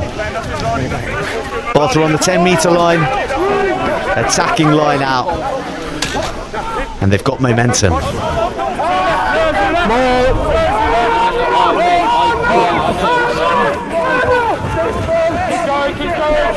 They go back to the maul, and a well-constructed one it is. Long, thin, mobile, the ball at the back with the try scorer, James Hadfield. Looking for a brace as they stop for the first time, but they get momentum back again. Styles slings it wide, great footwork. Oh, the opportunity was there to feed Ethan Hunt, who was bursting through the gap, but the ball doesn't go to hand and Durham respond. Yeah, unlucky there. I don't think that the offload wasn't really necessary there. A great driving line out. Made about 25 metres there. Just a bit unlucky in the backs.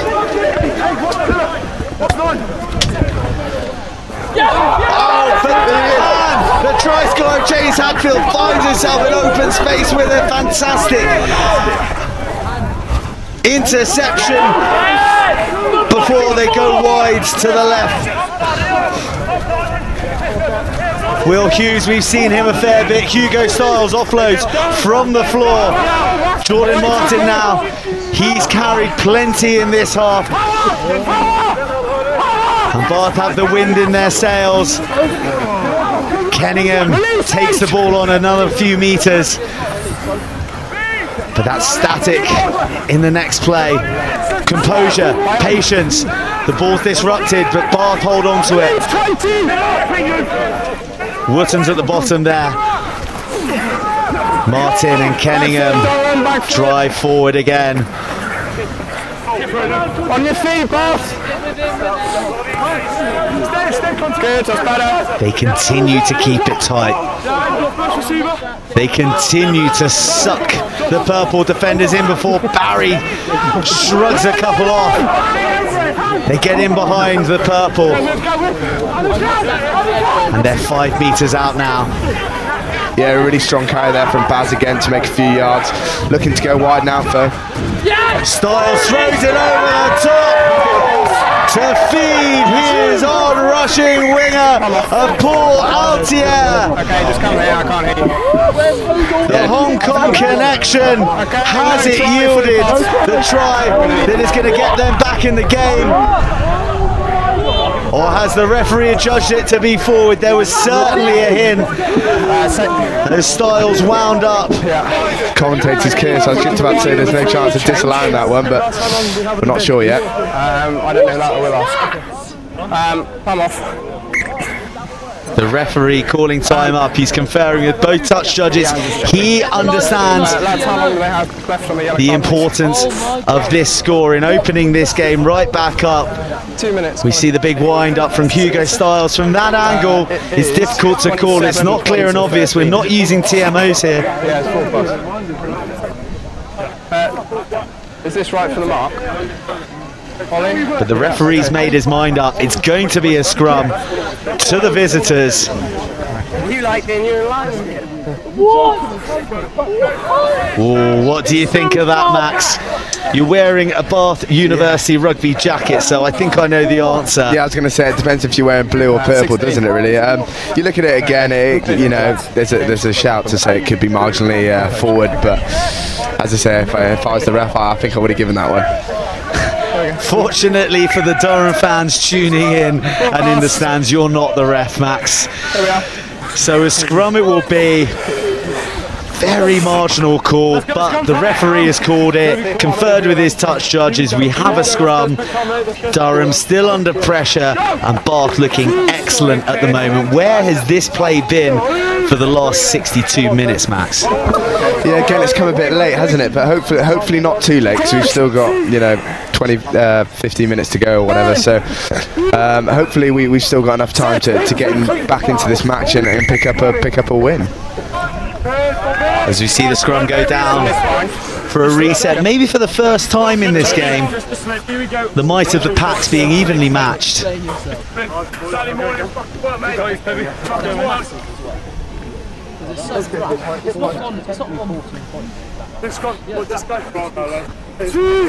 As we've got a score update from the Midlands as well. Loughborough leading Cardiff Met 17 points to 14. That would be a real feather in the cap of Loughborough, who have struggled so far this season, but they picked up that thrilling win that we covered live here on BUCS Super Rugby, brought to you by Yoti, against Leeds Beckett, and they're on for consecutive wins at the moment for Cardiff Met, who are a team in form, a team who put Bath away here at the STV last week.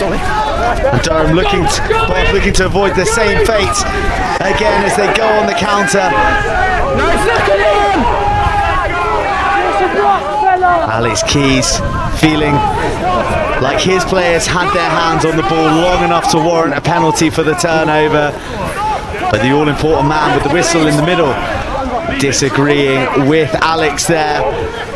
Styles feeds it wide.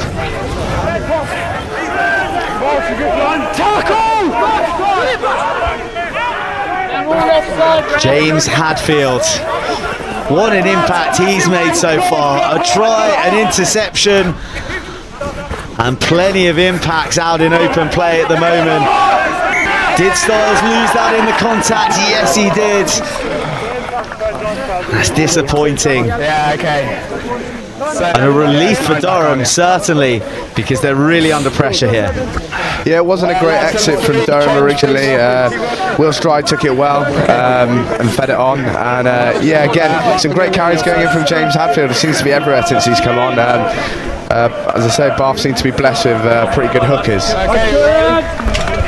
They sure do. A wealth of talented hookers, and props for that matter, as we see Sai Ngeng take the field, a first year academy Bath player. He has a twin who's knocking around campus as well, so don't be surprised if you see double Ngeng either side of these top quality hookers. They're breeding here at Bath at the moment in games to come. He's known for his destructive ball carrying and top scrummaging, but it goes down on his side there. Just struggling to get into the game, I guess. It's 27 points to 13. That's the mark. As Yoti bring you this BUCS Super Rugby fixture, it's Bath 13, Durham 27, 66 minutes gone. We've had 2 Bath tries disallowed this half, both Paul Altier efforts. He's crossed, he's dived, he's celebrated twice, he's been denied twice. Can they get the ball into his hands legitimately so that he can claw Bath back into this game? Max, what are the sort of conversations the brothers will be having out there?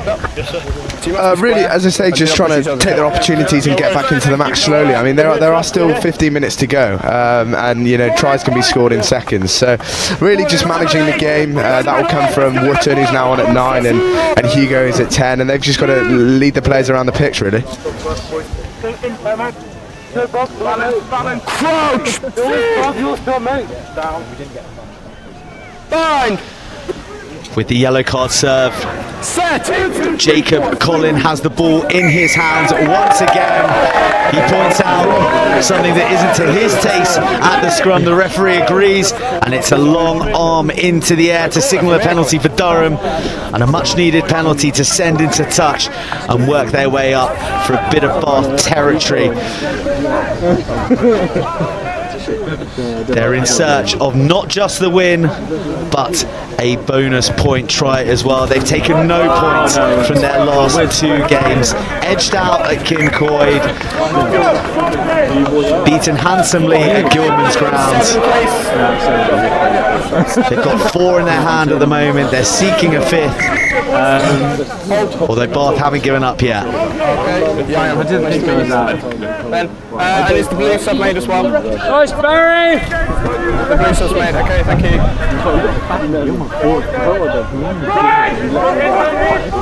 Freddie Davies finds his man. Bath pull it down immediately. Davies on the charge now. Use it! Collin orchestrates the men behind him.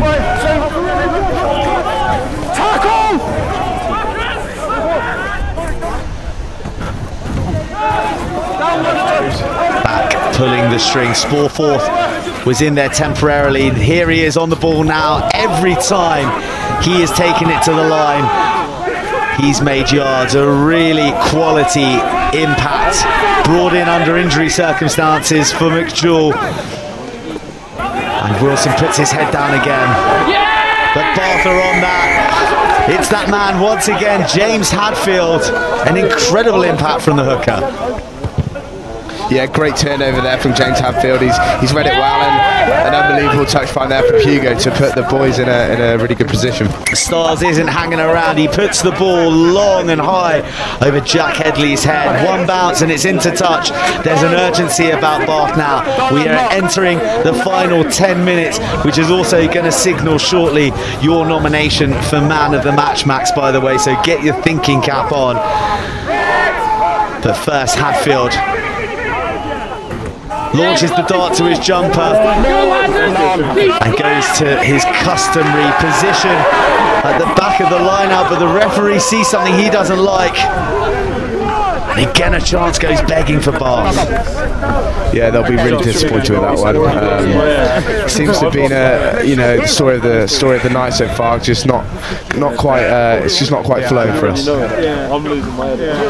Oh, hang on a second. Yeah. Left remark. Okay, there we are. Yes, sir. A few let-offs. Well, I say a few. It's been a number of let-offs for Durham where Bath have been on the charge. Okay, balance, lads. There's Josh Lilly just joining the side of the scrum. The Welshman wearing the number 20 jersey coming on in the back row. Known for his contact skills, his work rate, his dog. They'll want some hard work from him in this final 10. Yeah, not the biggest of back rows, Lily, but a quality player, tough man from Wales. Yeah, he'll be raring this opportunity. Well, you seem to be breeding these tough men from Wales. Obviously, you're without the influence of Jacko Davies, the talismanic Jacko Davies, who seems to be playing more and more for Bath in the Prem Cup. Yeah, Jack's done really well for himself. Again, a good mate of mine, doing really well. Shame not to see them in the UBRFC shirts, but again, for the individual, it's great to see them doing really well and going on to, yeah, I guess bigger things. Yes, a great pathway existing between Bath Rugby and the university as Hadfield lines up for another line out. The ball goes through the hands of his jumper. A minor mix-up, giving Durham a chance to finally spend some time in the Bath half. They've been utterly clinical. When they've got into the red zone, they find themselves on the 10-metre line currently. Looks like Chris Johnston's into the fray. He's got power, he's got pace, he's got hands, and there's some of that we're seeing down that left wing for Durham, but eventually tackled into touch. Miles Rawston Rudd. Quick hands, Bath were caught narrow. Rawston Rudd was down the left, but great cover defence. Yeah, good tackle there from Ethan Hutt, and also great work for James Catlin, big number 8, to get back and help him out. I got 8 minutes.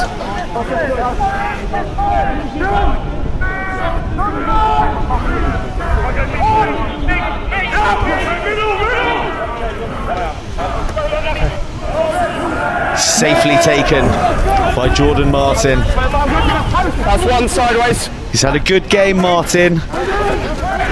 Bath currently dealing with injuries in that second row. But the new pairing have stood up well as Styles goes on the burst. He breaks through the first tackle before he swung to the ground just outside his 22. Bath are playing now, they have to, they've got 2 tries they need. Substitute we just mentioned. Josh Lilly delivers a pass to Will Stride on debut, who was shepherded into touch. Line, Bath. And Durham can see this win in their sights. They've 6.5 minutes to negotiate. They're in the right part of the field. And Durham are having to chance, Bath are having to chance their arm now. Yeah, it doesn't seem to be going our way at the moment, but it's not for a lack of trying. As you say, Hugo there going on a nice little darting run down the right, trying to throw it wide out left, but I guess when you're chasing a game, it's hard because a lot of mistakes often come up. The line out sacked immediately, but the ball is in the hands of Jacob Collin. To Wilson. Still searching for this bonus point, Durham, and they have a penalty advantage from Styles not releasing the tackled man and then stealing the ball. We've got 5 minutes. Foles checks the clock. 5 minutes is the call from the referee, and surprisingly, Durham plump for the poles with a bonus point in sight, 14 points ahead. That's a puzzling decision. It is puzzling. Interesting. You'd like to think the players know that they're on for a bonus point. So yeah, that is a surprising call. Well, with Colin Markham off the field, the decision fell to Ben Foles. Is that going to be one that he's going to live to rue? You'll bet your bottom dollar on Rawston Rudd bisecting the post from here to take the lead to 17 points with the game almost home and hosed. Is it a waste?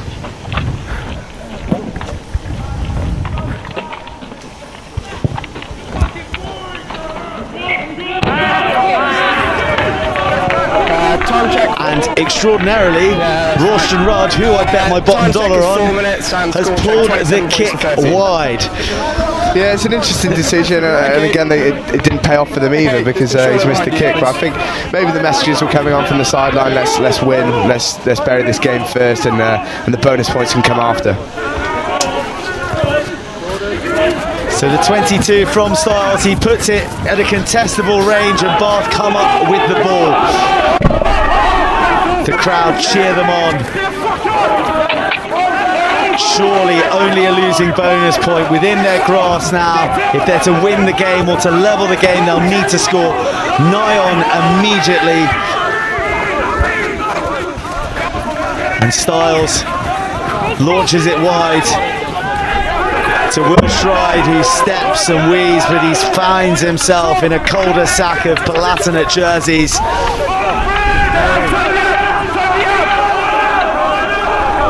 And this Durham defensive display has been mightily impressive throughout. There's Johnston announcing himself to the game. Stop. Pittman, what are you saying, bro? He's in front of the back foot. Tackler didn't roll, affected the 9. No, Johnston was legal. It was the tackler who didn't release. Durham Bath can give penalties away at leisure. The position they find themselves in now, 14 points in the lead, 3 minutes remaining. They just need to see this out. And we just need to hear who your man of the match is, Max. Well, I think I had to say it, but I think it's got to go to a Durham player because they have been dominant tonight and they've played really, really well. I think there might be outrage on Twitter if it was a few boys saying beforehand that it's got to go to a Bath player, but not tonight. Durham played really well. There's a lot of players who played really well. I think the sort of six, Josh Basham's done really well. He's contained Catlin very well. But then also you've got people like Charlie Sporforth who've come off the bench and who've had a massive impact on the game. But if I have to look at the sort of manner of their win, I'm going to pick Josh Basham for this one, just because he's been a dog. He's been everywhere. He's been carrying, tackling. So yeah, I think he's a well-deserved man of the match. Josh Basham, the Durham number 6, takes the plaudits of my co-coms Max Senior this evening with the Yoti Man of the Match award as Bath continue to plug away. Credit to them and credit to that man, James Hadfield. He's left everything out there and done all he can to try and influence this result, but the way it's looking, the win is going up to the northeast to stop the rot. Although Bath continue to play, they continue to put air on the ball, but they're making no progress. They go route 1 with Austin Hay, the substitute and gang. Yeah, how do you find the two games? Wider it goes. Crunching hit on the right flank. Brings play to a halt, but Bath maintain possession.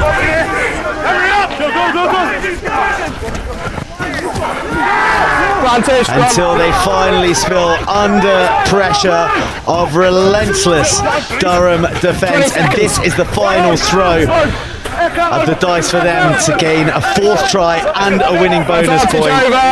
The victory's in the bag. Do they know?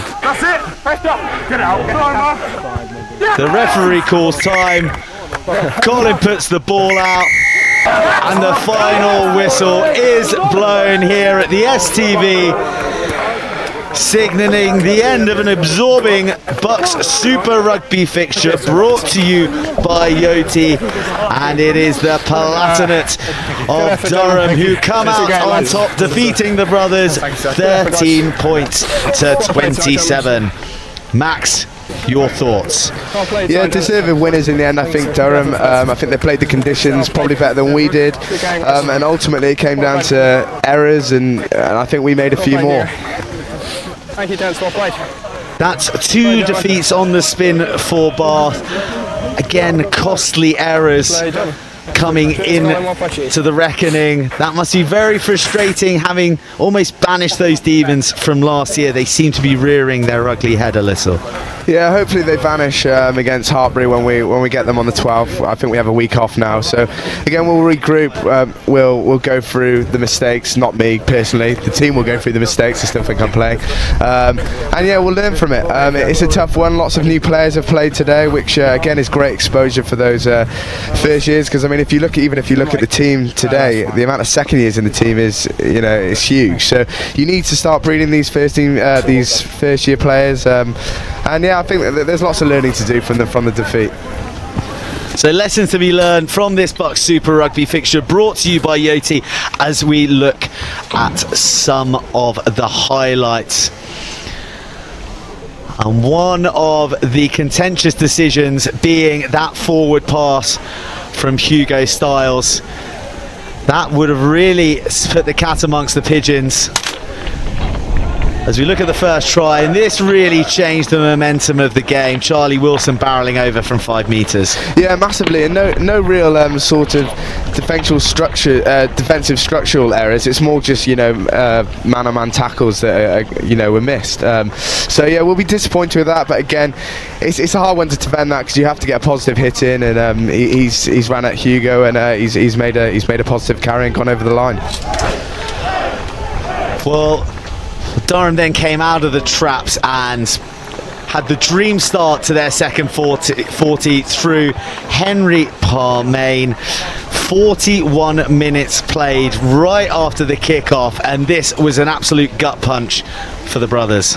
Yeah, no, absolutely. Again, just good solid play from Durham. They're not doing anything exciting or anything amazing, but it's effective, and they came out on the second half with just a great deal of energy, and they got their reward for it. Well, Henry Parmain cropped up again, this time on the right wing with a lovely show, go, fend and sliding finish to really put the game beyond Bath's reach. Try as they may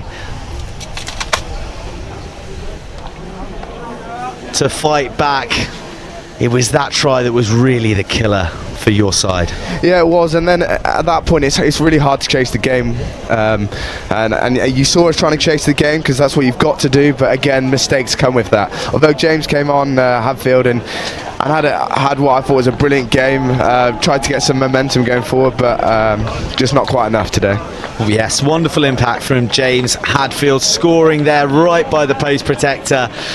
And it was all Bath for the remainder of the second half. We saw a try disallowed to Paul Altier for a forward pass from Hugo Styles. Altier had another try disallowed as well, being adjudged to have put a tiptoe in touch, as I mentioned during the game.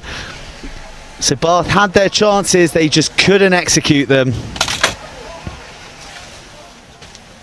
As we see them in a reflective huddle down on the pitch. Aaron James with some cold words for his troops. Bath were riding so high with their 4 wins in a row. They now find themselves staring down the barrel of 2 defeats in a row. How do they turn it around?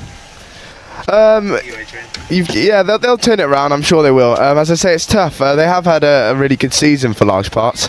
To get 4 wins on the bounce is something that our team haven't done for a long time. So there are lots of positives to take from the season so far. This is another setback, but again, they'll definitely learn from it, and they'll take it on to Hartbury, who we I think host here at the STV on the 12th of December.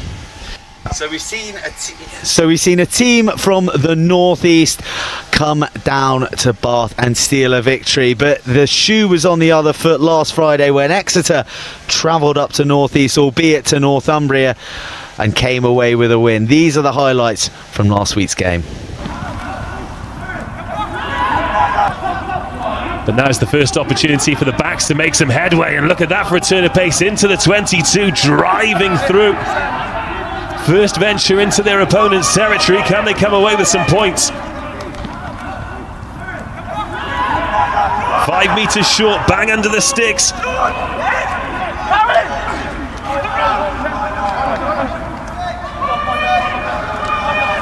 the line, they've reached out, they've scored! What a start for Exeter.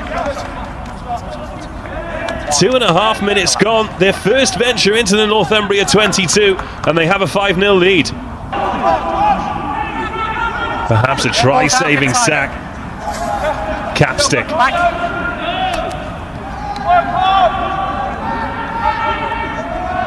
Pierre Thompson takes a step back, leaves it to the forwards, they're over the line again. Mick, I've got no view of the grounding, you got anything? Try's good. Thanks, mate. Try's been awarded. The referee relies on his AR to make the decision. Ollie White waits on the blind side, so Exeter go open. And Northumbria have no release valve. Exeter dominant in possession. Peters. Back foot.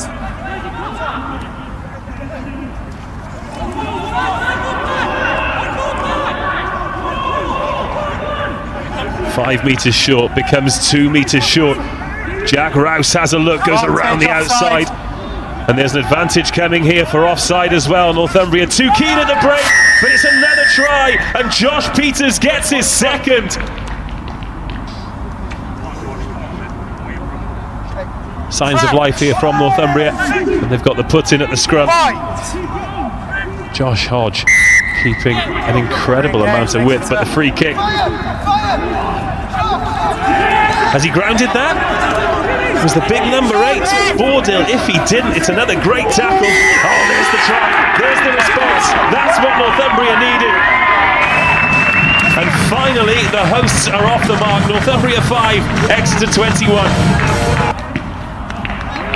Well, he's managed to miss touch. So a let off for Northumbria as Bragman skips past one defender and reinforcements arrive, so no turnover this time. Well, Koki put in some depth on it as Northumbria really want to wind it up. Here's a little bit of space for Josh Hodge to run into, gets around the outside, and this will be a wonder try, and it is. Well, that's what he can do. We've seen him do it at 15, now he's doing it with the 14 on his back. But that is possibly the try of the week from Josh Hodge. Yeah, just put his foot down, went on the outside and just gassed the fullback.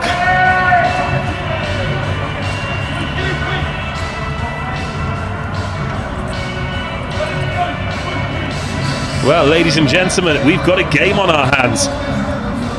See the final 22 metres of that sprint, but so much hard work done. Man short at this next breakdown, perhaps their busiest forward as well. Lots of work to do here. I'm going to check a man up at the front, but Exeter almost unopposed. Looking to turn that screw. It's crude work, but it's good work. Advantage coming again. And this time, it's a penalty try.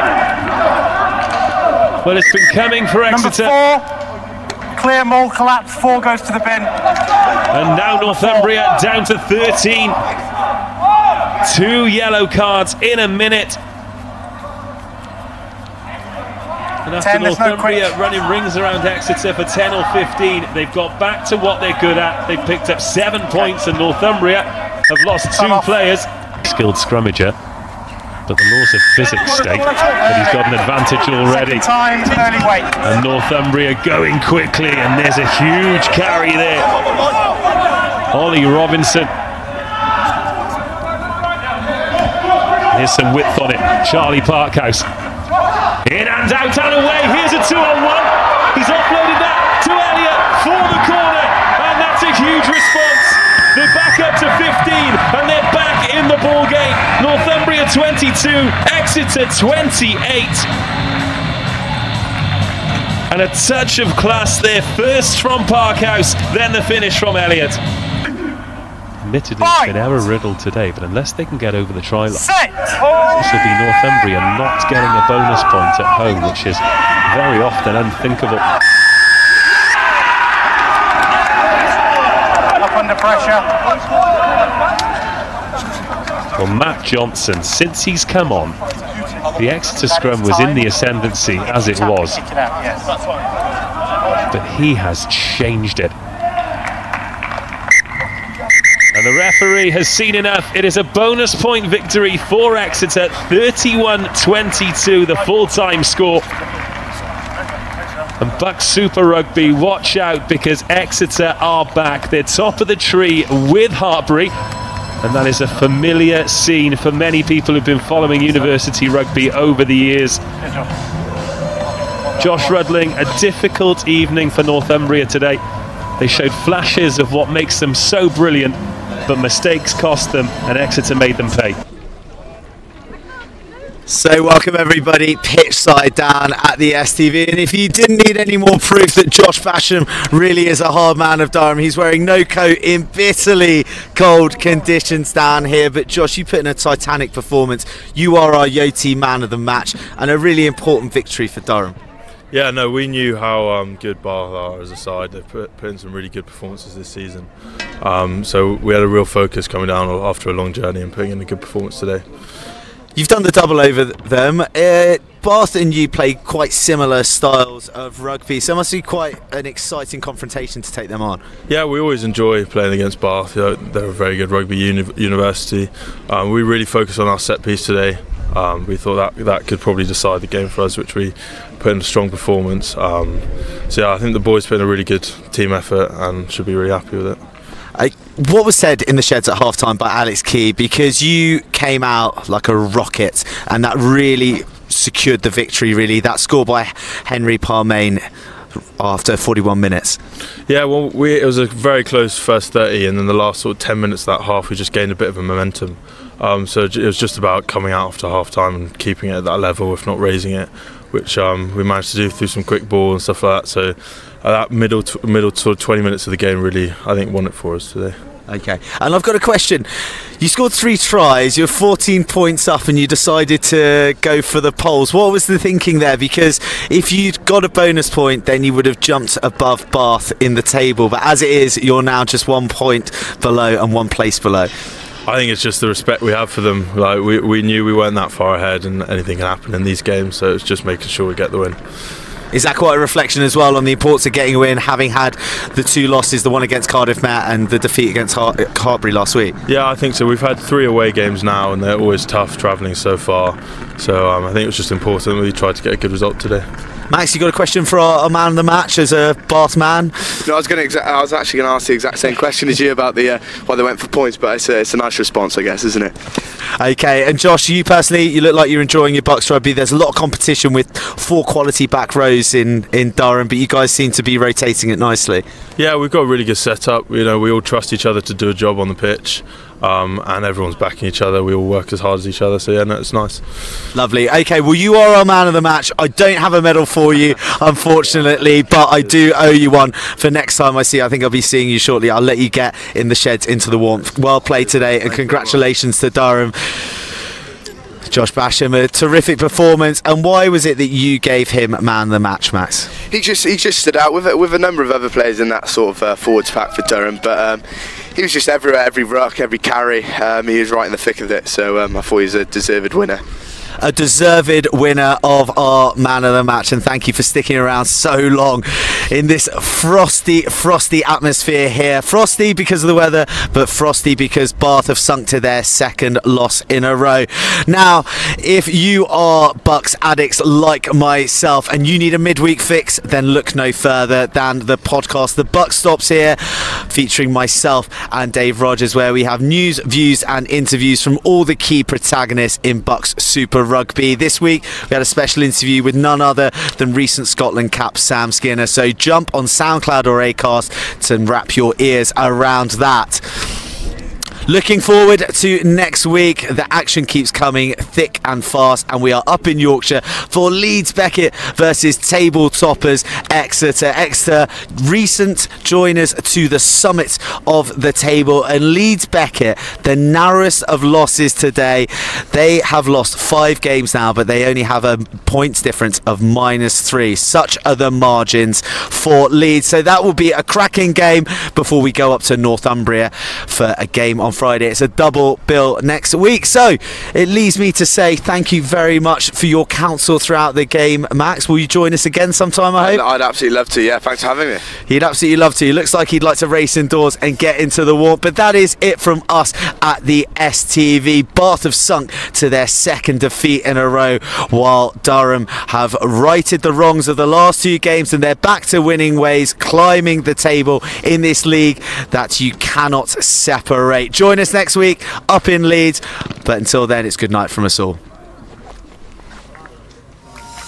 It was so much easier because I had already set up on the app about 3 months ago, actually, when it first came to the island. I really like how simple it was to use. It's the kind of convenience we want in this holidays that we live in. Like, you don't really want to carry your passport around on night out, you're always going to have a phone on you. The convenience to be able to go up and get my phone and just scan a thing. It's just easy, you have all your stuff in one place.